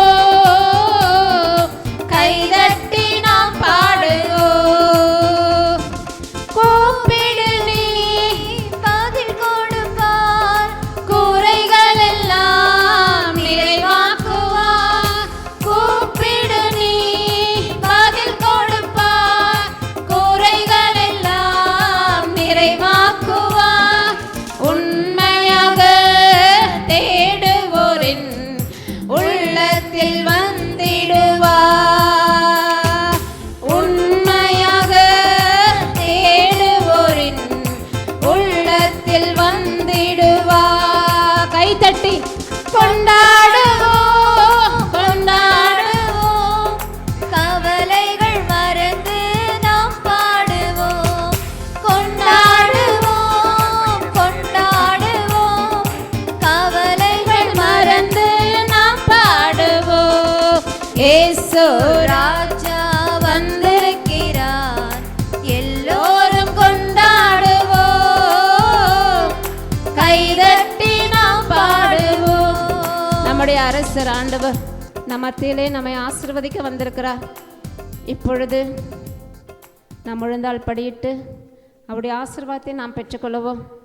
நம்முடைய எல்லா கவலைகளையும், குறைகளையும், எல்லா பலவீனங்களையும், எல்லா நோய்களையும் போக்க வல்லவர் ஆண்டவர் இயேசுடைய பரிசுத்த இரத்தத்தால் இந்த வேளையிலே நம்மை அபிஷேகம் செய்து நம்முடைய எல்லா தீமைகளிலிருந்தும் நம்மை விடுவிக்க, அவர் இரத்தத்தால் நம்மை தூய்மையாக்க இப்பொழுது அவர் நம் மத்தியிலே இருக்கிறார். அவருடைய ஆசீர்வாதத்தை நாம் பெற்றுக்கொள்வோம்.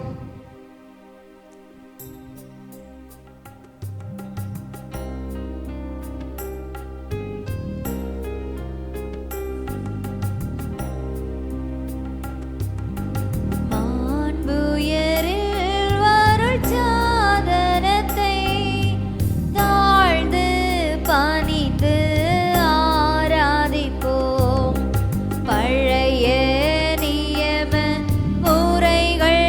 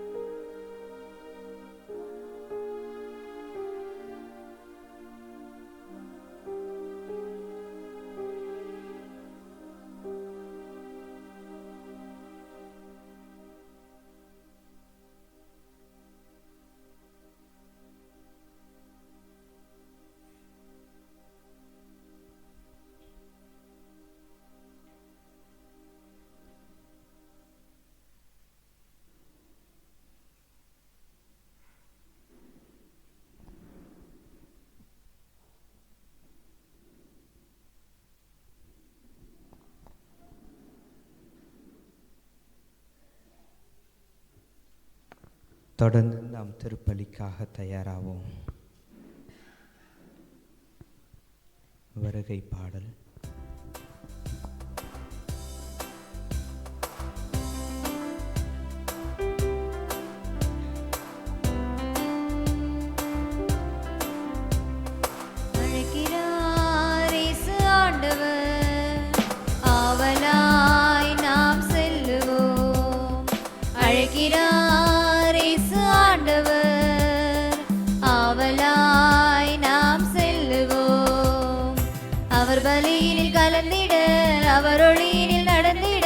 அவர் வழியினில் கலந்திட, அவர் ஒளியினில் நடந்திட, சாட்சிகளாய் என்று வாழ்ந்திட இந்நாளிலே அழைக்கிறார் இயேசு ஆண்டவர். ஆவலாய் நாம் செல்லுவோம்.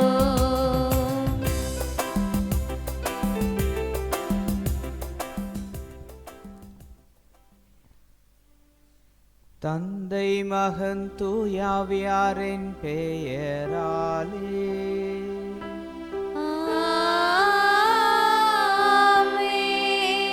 நம் ஆண்டவராகிய இயேசு கிறிஸ்துவின் அருளும் கடவுளின் அன்பும் தூயாவியாரின் நட்புறவும் உங்கள் அனைவரோடும் இருப்பதாக.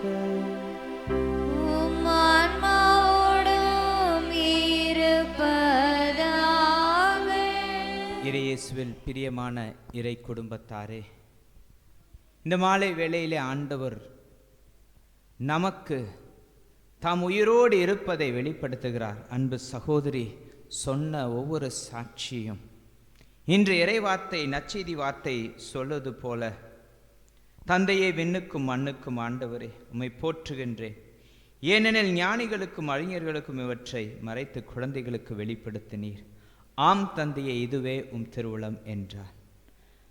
தம்மை அவர் திரு அவையிலே வெவ்வேறு நிலைகளை வெளிப்படுத்துகிறார். எதற்காக? இயேசு கிறிஸ்து இந்த பூமிக்கு இறங்கி வந்தார். குறிப்பாக இந்த திருவருகை காலத்திலே, இதன் முதல் பகுதியிலேயே நம் இயேசு கிறிஸ்து உங்களுக்காம் எனக்காம் இந்த பூமிக்கு இறங்கி வந்தார். உங்களுடைய என்னுடைய பாவங்களுக்காக, பலவீனங்களுக்காக அவர் மரித்து உயிரோடு எழுந்தார் என்கின்ற நற்செய்தியின் கரு கெரிக்மா.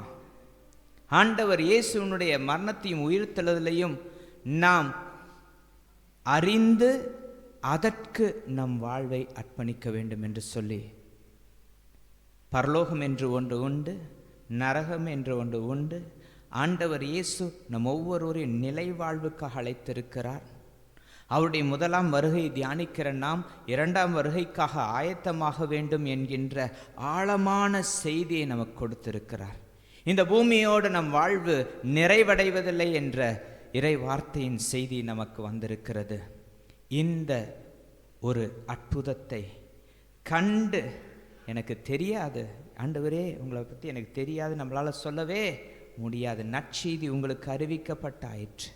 இந்த நற்செய்திக்கு பதில் கொடுப்பது யாருடைய கடமை? என்னுடைய கடமை. இந்த வேளையிலும் கூட ஆண்டவருடைய மரணத்தையும் உயிர்த்தெழுதலையும் கொண்டாடுகின்ற நாம் நம்முடைய நிலையை சற்று ஆராய்ந்து பார்ப்போம். என் வாழ்வு ஆண்டவரோடு எப்படி இருக்கிறது என்பதை ஆராய்ந்து பார்த்து தகுதியான விதத்தில் இந்த திருப்பலியிலே பங்கு கொள்ளும்படி நம் பாவங்களை ஏற்று மனம் வருந்தி மன்னிப்பு கேட்போம். எல்லாம் வல்ல இறைவனிடமும் சகோதர சகோதரி உங்களிடமும் நான் பாவி என்று ஏற்றுக்கொள்கிறேன். ஏனெனில் என் சிந்தனையாலும் சொல்லாலும் செயலாலும் கடமைகள் தவறியதாலும் பாவங்கள் பல செய்தேன். என் பாவமே, என் பாவமே, என் பெரும் பாவமே. ஆகையால் எப்பொழுதும் கன்னியான புனித மரியாவையும் வானதூதர் புனிதர் அனைவரையும் சகோதர சகோதரி உங்களையும் நம் இறைவனாகிய ஆண்டவரிடம் எனக்காக வேண்டிக் கொள்ள மன்றாடுகிறேன். இயலாம் வல்ல இறைவன் நம் இரக்கம் வைத்து நம் பாவங்களை மன்னித்து நம்மை நிலைவாழ்வுக்கு அழைத்துச் செல்வாராக. ஆமென்.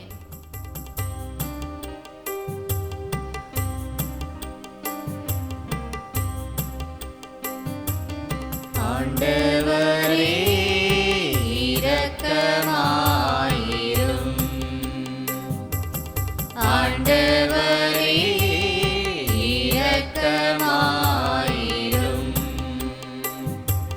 கிறிஸ்துவே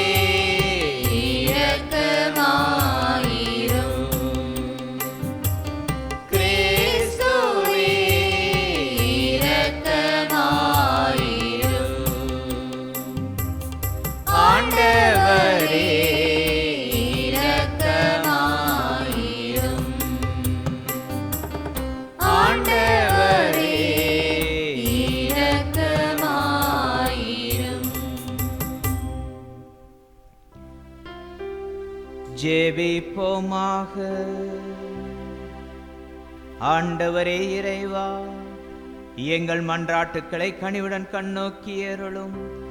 எங்கள் துன்பத்தில் உமது பரிவிரக்கத்தின் உதவியை தந்தருள வேண்டுகின்றோம்.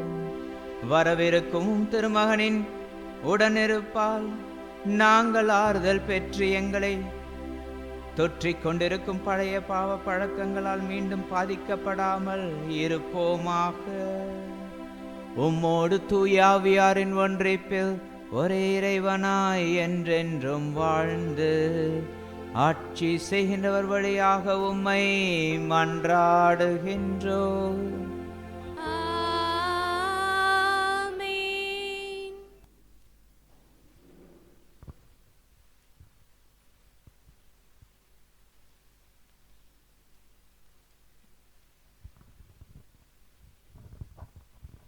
முதல் வாசகம். இறைவாக்கினர் எசாயா நூலிலிருந்து வாசகம். அதிகாரம் 11, இறைவார்த்தைகள் 1-10 முடிய. ஆண்டவருக்குரிய நாளில் ஈசா என்னும் அடிமரத்திலிருந்து தளிர் ஒன்று துளிர்விடும். அதன் வேர்களிலிருந்து கிளை ஒன்று வளர்ந்து கனி தரும். ஆண்டவரின் ஆவி அவர் மேல் தங்கியிருக்கும். ஞானம், மெய்யுணர்வு, அறிவுரை திறன், ஆற்றல், நுண்மதி, ஆண்டவரை பற்றிய அச்ச உணர்வு இவற்றை அந்த ஆவி அவருக்கு அருளும். அவரும் ஆண்டவருக்கு அஞ்சி நடப்பதில் மகிழ்ந்திருப்பார். கண் கண்டதை கொண்டு மட்டும் அவர் நீதி வழங்கார். காதால் கேட்டதை கொண்டு மட்டும் அவர் தீர்ப்பு செய்யார். நேர்மையோடு ஏழைகளுக்கு நீதி வழங்குவார். நடுநிலையோடு நாட்டின் எளியோரது வழக்கை விசாரிப்பார். வார்த்தை என்னும் கோலினால் கொடியவரை அடிப்பார். உதட்டில் எழும் மூச்சினால் தீயோரை அழிப்பார். நேர்மை அவருக்கு அரைக்கச்சை, உண்மை அவருக்கு இடைக்கச்சை. அந்நாளில் ஓநாய் செம்மறியாட்டு குட்டியோடு தங்கியிருக்கும். அக்குட்டியோடு சிறுத்தை புலி படுத்துக்கொள்ளும். கன்றும் சிங்கக்குட்டியும் கொளுத்த காளையும் கூடி வாழும். பச்சிலம் குழந்தை அவற்றை நடத்தி செல்லும். பசுவும் கரடியும் ஒன்றாய் மேயும். அவற்றின் குட்டிகள் சேர்ந்து படுத்து கிடக்கும். சிங்கம் மாட்டை போல் வைக்கோல் தின்னும். பால் குடிக்கும் குழந்தை விரியன் பாம்பின் வலையில் விளையாடும். பால்குடி மறந்த பிள்ளை கட்டுவிரியன் வலையினுள் தன் கையை விடும். என் திருமலை முழுவதிலும் தீமை செய்வார் எவருமில்லை. கேடு விளைவிப்பார் யாரும் இல்லை. ஏனெனில் கடல் தண்ணீரால் நிறைந்திருக்கின்றது போல மண்ணுலகம் ஆண்டவராம் என்னை பற்றி அறிவால் நிறைந்திருக்கும். அந்நாளில் மக்களினங்களுக்கு சின்னமாய் விளங்கும் ஈசாயின் வேரை பிற இனத்தார் தேடி வருவார்கள். அவர் இளைப்பாறும் இடம் மாற்றி நிறைந்ததாய் இருக்கும். இது ஆண்டவர் வழங்கும் அருள்வாக்கு. பதிலுரை பாடல். திருப்பாடல் 72. ஆண்டவருடைய காலத்தில் நீதியும் சமாதானமும் தலைத்தோங்கும். பல்லவி.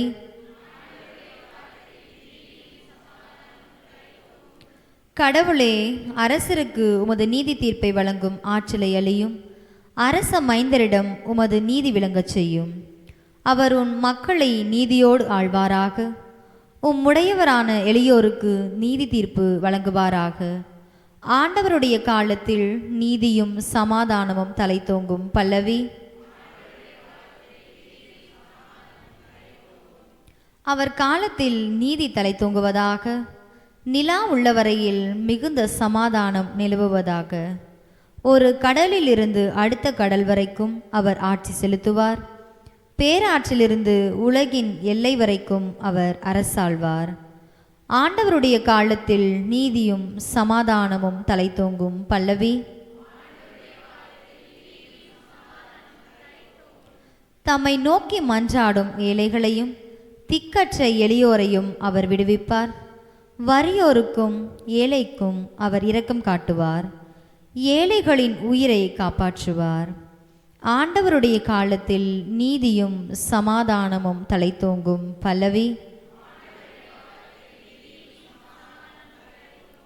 அவர் பெயர் என்றென்றும் நிலைத்திருப்பதாக.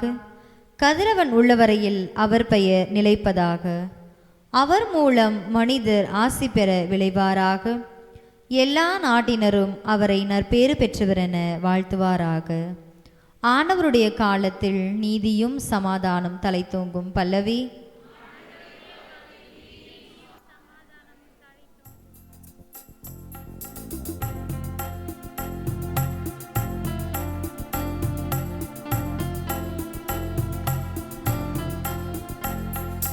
அல்லேலூயா அல்லேலூயா அல்லேலூயா அல்லேலூயா அல்லேலூயா அல்லேலூயா அல்லேலூயா அல்லேலூயா. இதோ நம் ஆண்டவர் வல்லமையுடன் வருவார். தம் ஊழியரின் கண்களுக்கு ஒளி தருவார். அல்லேலூயா அல்லேலூயா அல்லேலூயா அல்லேலூயா அல்லேலூயா. ஆண்டவர் உங்களோடு இருப்பாராக. உம் ஆன்மாவோடும் இருப்பாராக. திருத்தூதரான லூக்கா எழுதிய பரிசுத்த நற்செய்தியிலிருந்து வாசகம். ஆண்டவரே மாற்றி உமக்கே. அதிகாரம் 10 தெய்வீக வார்த்தைகள் 21 24 முடிய. அக்காலத்தில் இயேசு தூய ஆவியால் பேர் வகை அடைந்து, தந்தையே, விண்ணுக்கும் மண்ணுக்கும் ஆண்டவரே, உம்மை போற்றுகிறேன். ஏனெனில் ஞானிகளுக்கும் அரசுகளுக்கும் இவரை மறைத்து குழந்தைகளுக்கு வெளிப்படுத்தினீர். ஆம் தந்தையே, இதுவே உமது திருவுளம் என்றார். என் தந்தை எல்லாவற்றையும் என்னிடத்தில் ஒப்படைத்திருக்கிறார். தந்தையை தவிர வேறு எவரும் மகனை அறியான். தந்தை யார் என்று மகனுக்கு தெரியும். மகன் யாருக்கு வெளிப்படுத்த விரும்புகிறாரோ அவருக்கு தெரியும். வேறு எவரும் தந்தையை அறியார் என்று கூறினார். பின்பு அவர் தம் சீடர் பக்கம் திரும்பி அவரிடம் தனியாக, நீங்கள் காண்பவற்றை காணும் வாய்ப்பு பெற்றோர் பேறு பெற்றோர். ஏனெனில் பல இறைவாக்கினர்களும் அரசர்களும் நீங்கள் காண்பவற்றை காண விரும்பினார்கள், ஆனால் அவர்கள் காணவில்லை. நீங்கள் கேட்டவற்றை கேட்க விரும்பினார்கள், ஆனால் அவர்கள் கேட்கவில்லை என நான் உங்களுக்கு சொல்லுகிறேன் என்று கூறினார். இது வாழ்வு தரும் ஆண்டவரின் அருள்வாக்கு.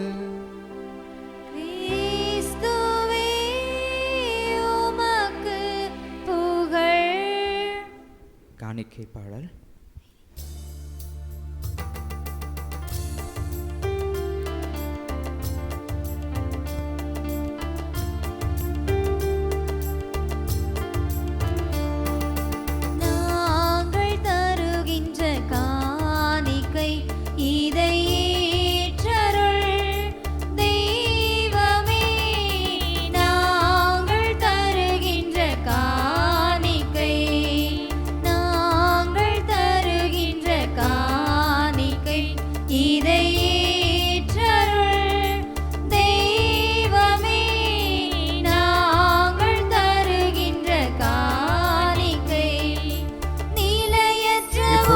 எடுக்கப்படுகின்ற இந்த காணிக்கையானது நாம் சிறப்பாக இவர்களுக்காக, இந்த அருள் சகோதரனுடைய ஊழியத்திற்காக கொடுக்க வேண்டும். ஆகவே மனமுவந்து இந்த காணிக்கையிலே உங்களுடைய தாராள உள்ளத்தை செலுத்தும்படி அன்போடு கேட்டுக்கொள்கின்றேன்.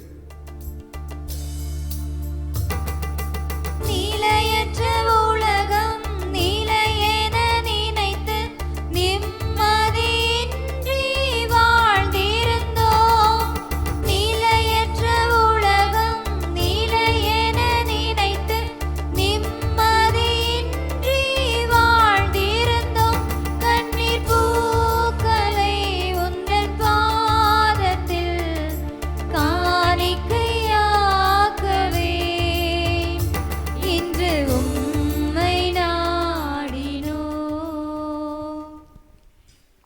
அன்புமிக்க சகோதர சகோதரிகளே, என்னுடைய உங்களின் மானைப்பலி எல்லாம் வல்ல தந்தையாக இறைவனுக்கு ஏற்றதாகும்படி மன்றாடுங்கள்.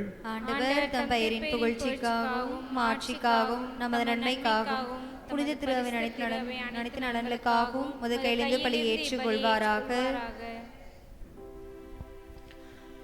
ஆண்டவரே, எங்கள் தாழ்மையான வேண்டல்களுக்கும் காணிக்கைகளும் உமக்கு மன நிறைவு அளிக்க உம்மை வேண்டுகின்றோம். உம்மிடம் அன்றாட போதுமான தகுதியற்ற எங்களுக்கு உமது அருளினால் உமது இரக்கத்தின் பாதுகாப்பை அருள்வீராக. எங்கள் ஆண்டவராகிய கிறிஸ்து வழியாக உம்மை மன்றாடுகின்றோம்.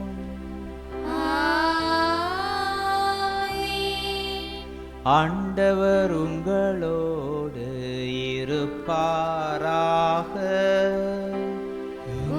ஆன்மாவோடும் இருப்பாராக. இதயங்களை மேலே எழுப்புங்கள். ஆண்டவரிடம் எழுப்பியுள்ளோம். நம் இறைவனாகிய ஆண்டவருக்கு நன்றி கூறுவோம். அது தகுதியும் நீதியுமானதே. ஆண்டவரே, தூயவரான தந்தை என்று முளையெல்லாம் வல்ல இறைவா, எங்கள் ஆண்டவராகிய கிறிஸ்து வழியாக எந்நாளும் இவ்விடத்திலும் நாங்கள் உமக்கு நன்றி செலுத்துவது மெய்யாகவே தகுதியும் நீதியும் ஆகும். எங்கள் கடமையும் மீட்புக்கு உரிய செயலுமாகும். கிறிஸ்து தம்மையே தாழ்த்தி உடல் எடுத்து முதன்முறை வந்தபோது தொடக்கத்திலிருந்தே நீர் வகுத்த திட்டத்தை நிறைவேற்றி முடிவில்லா மீட்பின் வழியை மீண்டும் எங்களுக்கு திறந்து வைத்தார். எனவே அவர் மறுமுறை தம் மாண்புக்குரிய மாட்சியுடன் வரும் பொழுது இறுதியில் வெளிப்படும் நீர் வாக்களித்த மீட்பை உமது கொடை என பெற்றுக்கொள்வோம். அதையே நாங்கள் இப்பொழுது விழிப்பாயிருந்து துணிவுடன் எதிர்பார்க்கின்றோம். ஆகவே வானத்தூதர் முதன்மை வானத்தூதரோடும் அரியணில் அமர்வோர் தலைமை தாங்குவோரோடும் வான்படைகளின் அணிகள் அனைத்தோடும் சேர்ந்து நாங்கள் முதுமாட்சியை புகழ்ந்து ஒரே குரலாய் பாடுவதாவது. கரங்களை தட்டி பாடு. தூயவர் தூயவர் தூயவர் வான்படைகளின் கடவுளாம் ஆண்டவர். விண்ணகமும் மண்ணகமும் உமது மாட்சியால் நிறைந்துள்ளன.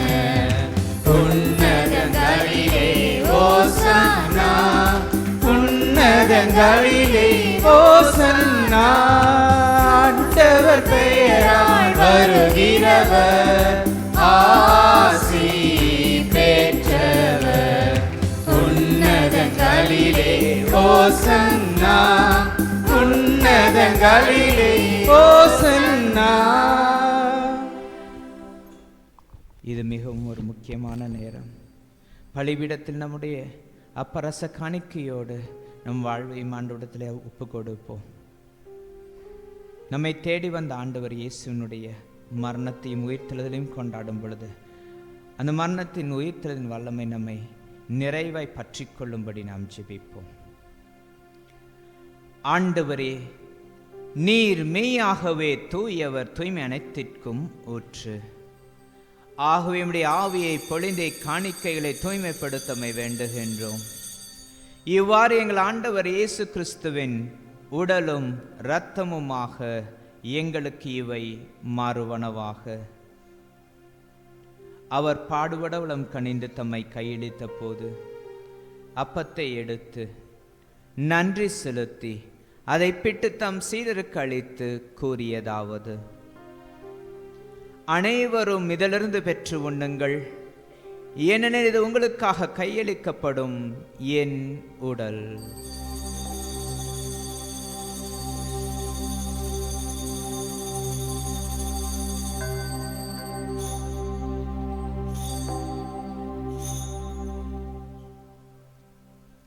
அவ்வண்ணமே இரவு விருந்தை அருந்திய பின் கிண்ணத்தையும் எடுத்து மீண்டும் மக்கு நன்றி கூறி தம் சீடலுக்கு அளித்து அவர் கூறியதாவது: அனைவரும் இதிலிருந்து பெற்று பருகுங்கள்.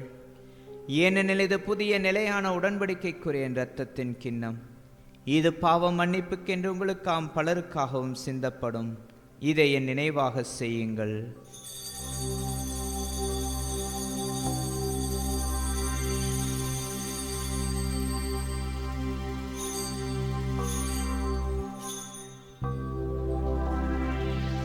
நம்பிக்கையின் மறைபொருள். ஆண்டவரே, நீர் வருமளவும் உமது இறப்பினை அறிக்கையிடுகின்றோம், உமது உயிர்ப்பினையும் எடுத்துரைக்கின்றோம். ஆகவே ஆண்டவரே, நாங்கள் கிறிஸ்துவின் இறப்பினையும் உயிர்ப்பினையும் நினைவு கூர்ந்து வாழ்வுதரும் அப்பத்தையும் மீட்பளிக்கும் கிண்ணத்தையும் உமக்கு ஒப்புக் கொடுக்கின்றோம். திருமுன்னின்று உமக்கு ஊழியம் புரிய தகுந்தவர்களை ஏற்றுக்கொண்டீர். எனவே உமக்கு நன்றி செலுத்துகின்றோம். மேலும் கிறிஸ்துவின் உடலிலும் இரத்தத்திலும் பங்கு கொள்ளும் எங்களை தூய ஆவியார் ஒன்று சேர்க்க வேண்டும் என உம்மை தாழ்மையுடன் மன்றாடுகின்றோம்.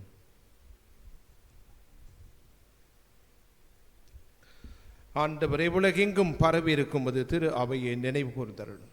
எங்கள் திருத்தந்தை லியோ, எங்கள் ஆயர் லாரன்ஸ் பயஸ், எல்லா திருநிலையினராகிய அனைவரோடும் அது திரு அவை அன்பின் நிறைவு பெற செய்தருளும். தந்தையை நன்னாடிலே, ஏதோ விசேஷ விதமான இந்த நன்னாடிலே ஜெபத்திற்காக பல இடங்களிலிருந்து வந்திருக்கிற விசுவாசிகளை கண்ணோக்கி அருளும். இவ்வாலயத்திலே மன்றாடி மண்டியிட்டு ஜெபித்து கொண்டிருக்கிற எல்லா விசுவாசிகளையும் கண்ணோக்கி பூரணமாய் அவர்கள் கேட்கின்ற அனைத்து விண்ணப்பங்களுக்கும் நீ பதில் கொடுத்து, நீரே உண்மையான மெய்யான தேவன் என்பதை உணர்ந்து உம்மால் கூடாதது ஒன்றுமில்லை என்பதை அவர்கள் மேல்வரி சட்டமாக கொண்டு உம்மீது ஆழமாக நம்பிக்கை கொண்டு பயணிக்க வரம் தாரும், அருள் தாரும். எங்களுக்காக ஜெபிங்கள் என்று கேட்டுக்கொண்ட எல்லா உள்ளங்களையும் நினைத்து ஜெபிக்கிறோம். தீராத பிரச்சனைகள் தீர்க்கப்பட வேண்டுமாயும் நிலுவில் இருக்கிற சகல காரியங்களும் உம்முடைய கிருபையினாலே ஆசீர்வாதமாய் பெற்றுக்கொள்ளுகிற பாக்கியத்தை நல்கும்படியாகும். இந்த ஆலய வளர்ச்சிக்காக நாங்கள் மேற்கொள்ளுகிற காரியங்கள் உம்முடைய ஆசீர்வாதத்திலே அவை எல்லாம் 30, 60, 100 மடங்காக செய்து முடிக்க வரம் தாரும், கிருபை தாரும். இதோ நாளை அடுத்த தினம் தொடர்ந்து 4 நாட்கள் ஜெபம் இருக்கிறது. அந்த 4 நாட்களிலே அந்த ஜெபத்திலே ஒவ்வொரு விசுவாசியும் இப்பங்கில் இருக்கக்கூடியவர்கள், இன்னும் தாராளமாக பல்வேறு பங்கிலிருந்து வரக்கூடியவர்கள் எல்லாரும் மனமுவந்து வந்து அந்த முழுமையான ஜெபத்தில் பங்கு கொண்டு நிறை ஆசிரியம் அருளையும் பெற்றுக்கொள்ள இதோ மிகப்பெரிய இந்த திருவருகை காலத்தினுடைய வாய்க்காலாக இருக்கிறது. எல்லாரும் பயன்படுத்திட, எல்லாரையும் தொட்டு ஆசீர்வதிக்க வேண்டுமாய் தாழ்மையோடு மன்றாடுகிறோம் சுவாமி. மேலும் உயிர்த்தலும் எதிர்நோக்குடன் துயில் கொள்ளும் எங்கள் சகோதர சகோதரிகளையும் இறந்தோர் அனைவரும் நினைவுகூர்ந்து ஒடுமிக்க உன் திருமணம் ஏற்றுக்கொள்ளும். குறிப்பாக எங்கள் வீட்டு கடந்து மண்ணில் துயில் கொண்டிருக்கிற எங்களுடைய பெற்றோர்கள், உடன்பிறப்புகள், உறவுகள் எல்லாரையும் நினைத்து ஜெபிக்கிறோம். நித்திய சாந்தியை தந்திடும். கடவுளின் கனித்தாயன புனித மரியா, அவருடைய கணவரான புனித யோசேப்பு, புனித திருத்தூதர்களை உலகில் இருந்தவராகிய புனிதர் அனைவருடனும் நாங்கள் நிலைவாழ்வை தோழமை கொண்டு உன் திருமகன் இயேசு கிறிஸ்து வழியாக உம்மை பொந்தேத்து மரமருள உம்மை தாழ்மையுடன் மன்றாடுகிறோம்.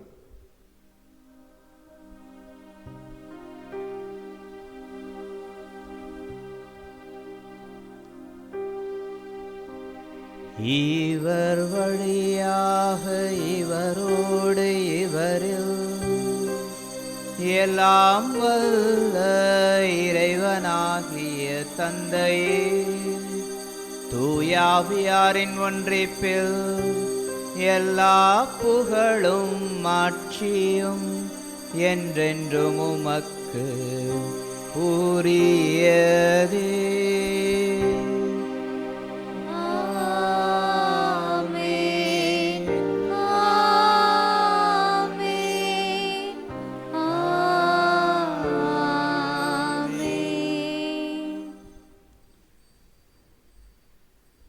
நம் மீட்பரின் கட்டளையால் கற்பிக்கப்பட்டு இறை படிப்பினையால் பயிற்சி பெற்ற நாம் அனைவரும் துணிந்து சொல்வோம். விண்ணுலகில் இருக்கிற எங்கள் தந்தையே, முது பெயர் தூய்தென போற்ற பெருக, முது ஆட்சி வருக, முது திருவுளம் விண்ணுலகில் நிறைவேறுவது போல மண்ணுலகிலும் நிறைவேறுக. எங்கள் அன்றாட உணவை இன்று எங்களுக்கு தாரும். எங்களுக்கு எதிராக குற்றம் செய்தோரை நாங்கள் மன்னிப்பது போல எங்கள் குற்றங்களை மன்னியும். எங்களை சோதனைக்கு உட்படுத்தாதேயும் தீமையிலிருந்து எங்களை விடுவித்தருளும். ஆண்டவரே, தீமை அனைத்திலும் எங்களை விடுவித்தருளும். எங்களை விடுவித்தருளும் ஆண்டவரே. எல்லா வித பயம் கலக்கங்களிலும் எங்களை விடுவித்தருளும். எங்களை விடுவித்தருளும் ஆண்டவரே. வேதனை சோதனைகளிலிருந்து எங்களை விடுவித்தருளும். எங்களை விடுவித்தருளும் ஆண்டவரே. நோய் நொடிகளிலிருந்து எங்களை விடுவித்தருளும். எங்களை விடுவித்தருளும் ஆண்டவரே. கடன் பிரச்சனையிலிருந்து எங்களை விடுவித்தருளும். எங்களை விடுவித்தருளும் ஆண்டவரே. பாவ பழக்க வழக்கங்களிலிருந்து எங்களை விடுவித்தருளும். எங்களை விடுவித்தருளும் ஆண்டவரே. அவ நம்பிக்கையிலிருந்து எங்களை விடுவித்தருளும். எங்களை விடுவித்தருளும் ஆண்டவரே. அழகையின் எல்லா சூழ்ச்சிகளிலிருந்து எங்களை விடுவித்தருளும். எங்களை விடுவித்தருளும் ஆண்டவரே. சண்டை சச்சரிலிருந்து எங்களை விடுவித்தருளும். எங்களை விடுவித்தருளும் ஆண்டவரே. எங்கள் வாழ்நாளில் அமைதியை கனிவுடன் அருள உம்மை மன்றாடுகின்றோம். உமது இரக்கத்தின் உதவியால் நாங்கள் பாவத்திலிருந்து எப்போதும் விடுதலை பெற்று யாதொரு கலக்கமின்றி நலமாயிருப்போமாக. நாங்கள் எதிர்நோக்கி இருக்கும் பேரின்பத்திற்காகவும் எம் மீட்பராகிய இயேசு கிறிஸ்துவின் வருகைக்காகவும் காத்திருக்கின்றோம். ஏனெனில் ஆட்சியும் வல்லமையும் மாட்சியும் என்றென்றும் உமதே. ஆண்டவரே இயேசு கிறிஸ்துவே, அமைதி உங்களுக்கு விட்டுச் செல்கிறேன், என் அமைதி உங்களுக்கு அளிக்கின்றேன் என்றும் திருத்துதலுக்கு மொழிந்தீரே. எங்கள் பாவங்களை பாராமல் உமது திரு அவையின் நம்பிக்கையை கண்ணோக்கி உமது திருவுளத்திற்கேற்பதற்கு அமைதியை ஒற்றையும் அளித்தருள்வீராக. என்றென்றும் வாழ்ந்து ஆட்சி செய்கின்றவர் நீரே. ஆமென். ஆண்டவர் இயேசுனுடைய அமைதி உங்களோடு என்றும் இருப்பதாக. உம் ஆன்மாவோடும் இருப்பதாக. ஒருவருக்கொருவர் கிறிஸ்துவின் அமைதியை பகிர்ந்து மகிழ்வோம்.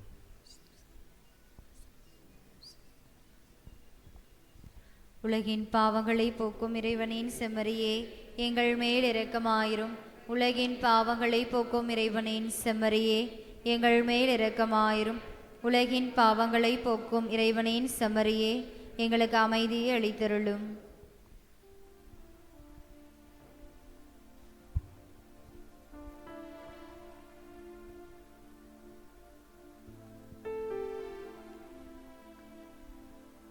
இதோ நம் ஆண்டவராகிய இயேசு கிறிஸ்து நம் ஒவ்வொருவருக்காக மரித்து உயிரோடு எழுந்தவர், நம்மை தேடி வந்தவர்.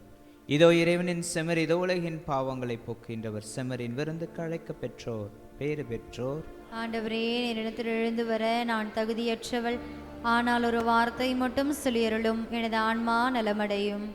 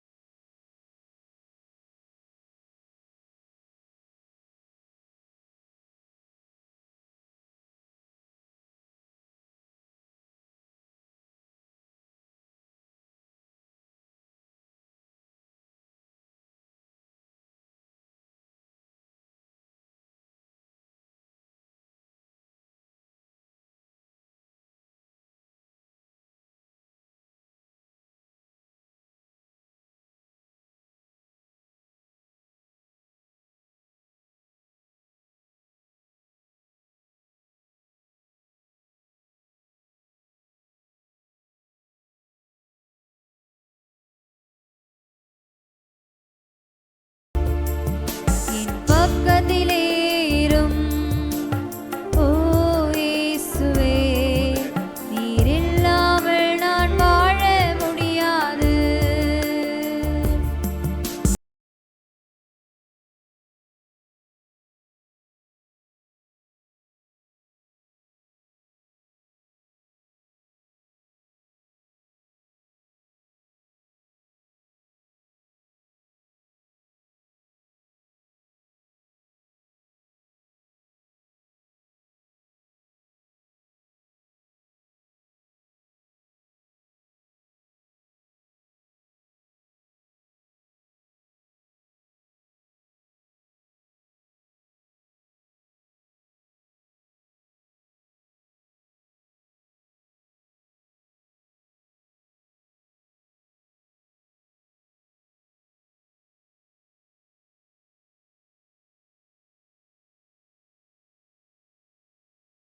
இறை கிறிஸ்துவுக்குள் பிரியமான அன்பு உறவுகளே, இந்த நன்னாளிலே திடீரென்று இதை யோசித்தோம்.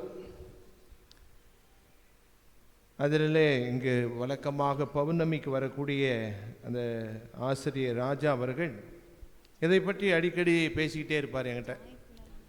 அப்போ தான் நான் சொன்னேன், அந்த சகோதரி எனக்கு ரொம்ப நாளாக தெரியும், அதனால் நான் கூப்பிட்றேன் அப்படின்னு சொன்னேன். அதை கடவுள் முன்குறித்து இந்த நன்னாளை நமக்கு எங்கு இந்த நன்னாளில் அவரை அழைத்து வந்திருக்கிறார்கள். நிச்சயமாக அவர் சொன்ன பகிர்ந்து கொண்ட அந்த சாட்சியம் உணர்ந்து நீங்கள் கேட்டிருந்தால் கடவுள் எப்படி ஒரு மனிதனை தொடுகிறார் என்பதற்கு ரொம்ப தூரம்லாம் போய் தேடல அவசியம் இல்லை. கடவுள் தொடுகிறார், அவரே அதற்கு சாட்சி. அந்த சகோதரிக்கு கருவடி எழுப்பி நாம் நன்றி சொல்வோம். இப்பொழுது சகோதரி ஜோஸ்பின் அவர்களுக்கு பொன்னாடை அணிவித்து மகிழ்வோம். வாங்க சிஸ்டர், நடுவில் வாங்க.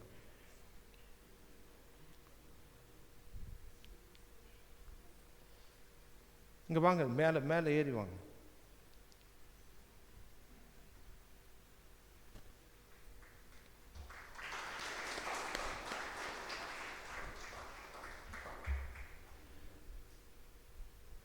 மீண்டுமாக அவருடைய ஊழியம் சிறக்க சாதாரணமாக சொன்னாங்க.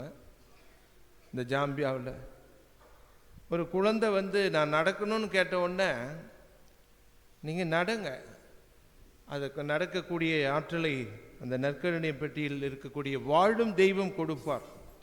ரொம்ப பெரிய மருந்தெல்லாம் இல்லை, அதை விஷயத்தை அழகாக சொல்லி அந்த அவங்க மொழியிலே சொல்லியிருப்பாங்க. அதை கேட்ட உடனே எவ்வளவு அந்த அம்மா விசுவாசமாக நம்பியிருப்பாங்க. அந்த குழந்தை நடந்தது. இதை விட என்ன பெரிய நமக்கு சான்று, சாட்சி.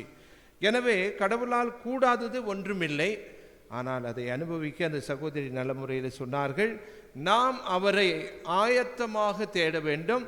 அந்த ஆயத்தமாக தேடினால் கண்டிப்பாக அது நமக்கு கிடைக்கும். பிரைஸ் தி லார்ட், ஹல்லேலூயா. மீண்டுமாக அவருடைய ஊழியம் சிறக்க நாம் கரவடி எழுப்பி நாம் பாராட்டு தெரிவிப்போம். அவங்க உள்ள அப்படியே பேசிட்டு இருக்கும்போது அவங்க கூட வந்த ஒரு 2 சின்ன சகோதரிங்கிட்ட நான் பேசினேன். 2 பேர்கிட்ட ஒருத்தர்கிட்ட பேசினேன். அப்படி பேசிட்டு இருக்கும்போது அவங்க சொன்ன ஒரு சாட்சியம். 36 வயசு ஆகுது, நான் அந்த ஊழியத்துக்காக வந்திருக்கிறேன். ஆனால் அந்த ஊழியத்தில் நம்ம கடவுளை மையப்படுத்தி இருந்தால், மையப்படுத்தி ஜெபித்தால் கடவுள் கேட்குறதெல்லாம் தராரு. அப்புறம் அந்த அம்மா C is Hindu converted girl. ரொம்ப அப்படியே உணர்வுபூர்வமாக அதை இதயத்தை தொடும்படியாக அப்படியே பேசிட்டு இருக்கும்போது 2 பேர்கிட்ட சொன்னாங்க. அதை இன்னொருத்தர் கூப்பிட்டு இதை கேளுங்க அவங்க என்ன சொல்கிறாங்க அப்படின்னு. அதே வார்த்தையை அவர்கள் சொன்னாங்க. கடவுள் தொடுகிறார், நாம் அதை பெற்றுக்கொள்ள நாம் ஆயத்தமாக இருக்க வேண்டும். அவங்க எப்படி கத்திருப்பாங்க பாருங்க. அதை பிரியமான அன்புறவுகளே, உங்களுக்கு அதை நான் மீண்டும் வாஞ்சியோடு வலியுறுத்த விரும்புகிறேன். நாம் ஆயத்தமாக இருந்தால், எத்தனை பேர் நமக்கு பிரச்சனை வைக்கட்டும், என்ன ப்ரேயருக்கு நாம் போட்டு சோகத்தூர் போகட்டும், எங்கே வந்தாலும் போகட்டும், ஆயத்தமாக இருந்தால் அதை நாம் பெற்றுக்கொள்ளுகிறோம். வருகின்ற நாளை அடுத்து தொடர்ந்து 4 நாட்கள் நம்முடைய பங்கிலே இரட்சக சபை குருக்கள் வழங்கும் ஆன்மீக மறுமலர்ச்சி தியானம். இங்கு 4, 5, 6 தேதிகளில் 7 தேதிகளில் நடைபெறுகிறது.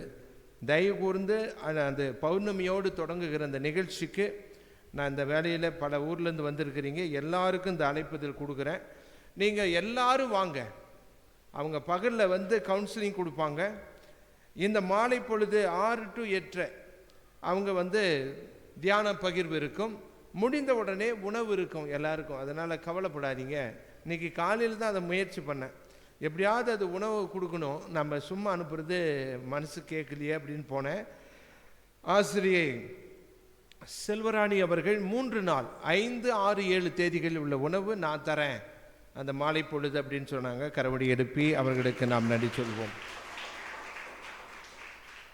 எனவே அதை தொடர்ந்து இன்னும் பல தேவைகள் இருக்கிறது. நீங்கள் அதை நன்கு அறிவீர்கள்.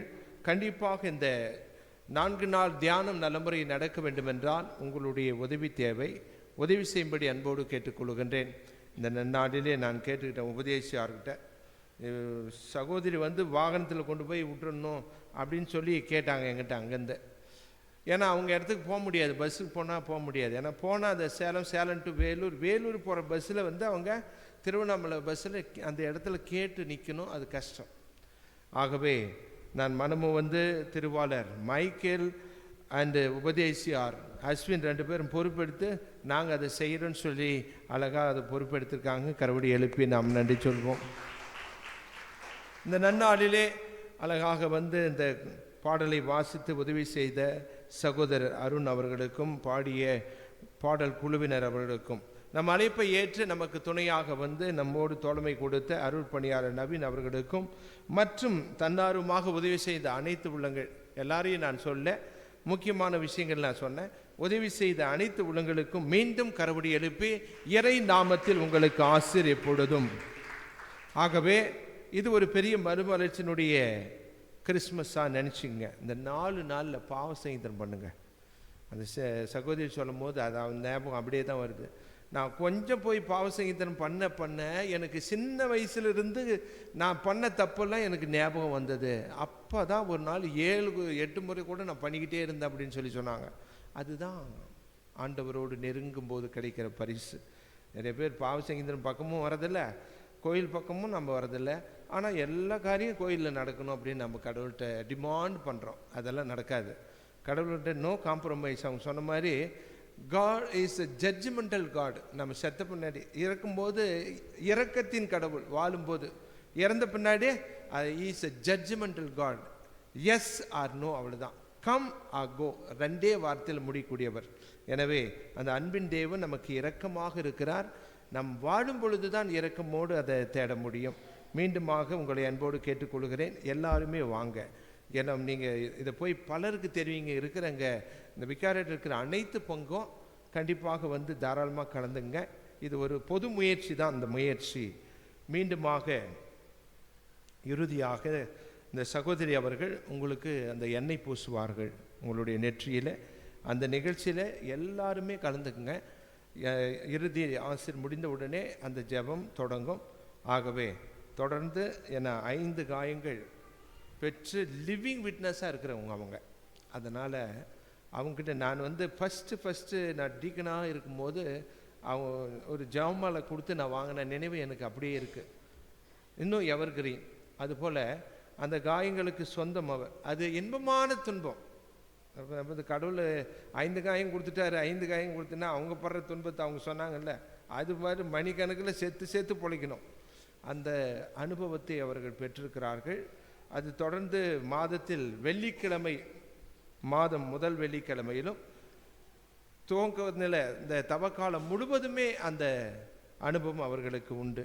ஆகவே இந்த பெற்றிருக்கிற அந்த பாக்கியத்தை நாமும் இந்த ஜெபத்திலே வல்லமையோடு நேசிக்கக்கூடிய அந்த ஆசிரியை நமக்கும் அவங்க போய் ஜெபிக்கணும்னு சொல்லி நிறைய பேர் என்ன பண்ணுங்க, உங்கள் பேரெல்லாம் எழுதி கொடுங்க, போய் எங்களுக்காக ஜெபிங்க. ஏன்னா அவங்க அதானே சொன்னாங்க, நான் கண்டிப்பாக எல்லா ஆத்மாவுக்கும் ஜெபிக்கிறேன் அப்படின்னு. உங்களுடைய காரியங்களை எழுதி கொடுங்க, அது நல்லது நடக்கும். மீண்டுமாக இந்த நாளை ஆண்டவர் ஆசீர்வதித்து முன்குறித்து நமக்கு கொடுத்திருக்கிறார். நன்றி சொல்வோம். அதை தொடர்ந்து அவங்க பேர் கூட வந்து உங்க பேர் சொல்லுங்க சிஸ்டர். ஜெஸ்மி ஜெஸ்மி மேரி, அந்த 2 சகோதரிக்கு கொஞ்சம் எழுங்க, கை தட்டுவோம்.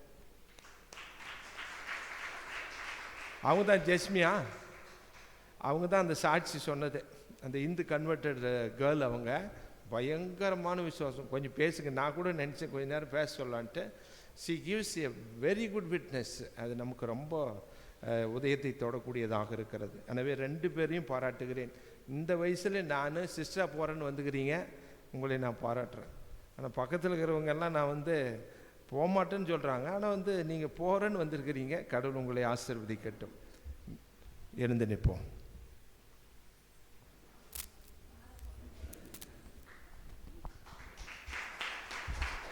எல்லாரும் கரங்களை தட்டுவோம்.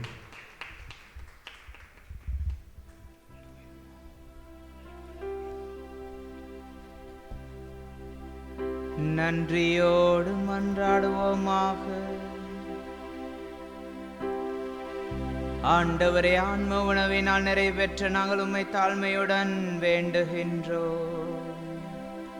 இம்மறை நிகழ்வுகளில் பங்கேற்பதால் நாங்கள் இவ்வுலக பொருட்களை ஞானத்துடன் மதிப்பீடு செய்யவும் விண்ணகத்திற்குரியவற்றை பற்றி கொள்ளவும் எங்களுக்கு கற்றுத்தருவீராக.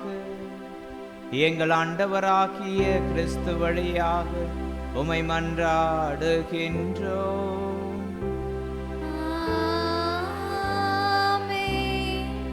ஆண்டவர் உங்களோடு இருப்பாராக.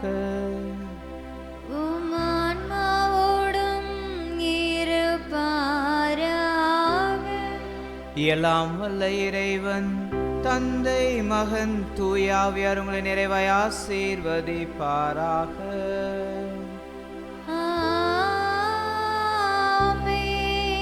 கிறிஸ்துவின் அன்பிலும் நிறைவான மகிழ்ச்சியிலும் வாழ சென்று வாருங்கள். திருப்பலி நிறைவேறிற்று. இறைவனுக்கு நன்றி.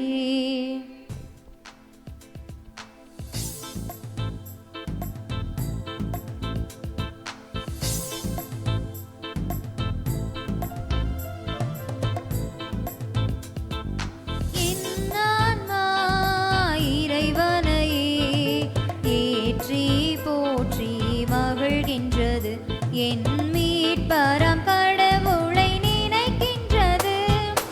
என் ஆன்மா இறைவனையே ஏற்றி போற்றி மகிழ்கின்றது. என் மீட்பராம் கடவுளை நினைக்கின்றது. தாழ்நிலை இருந்து தம் அடியவரை தயவுடன் கண்கள் நோக்கினார். தாழ்நிலை தயவுடன் கண்கள் நோக்கினார்.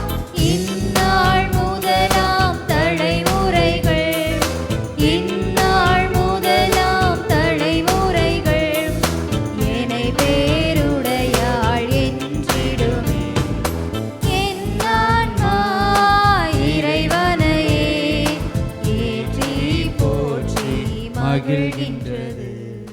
மீட்பராம் கடவுளை நினைக்கின்றது.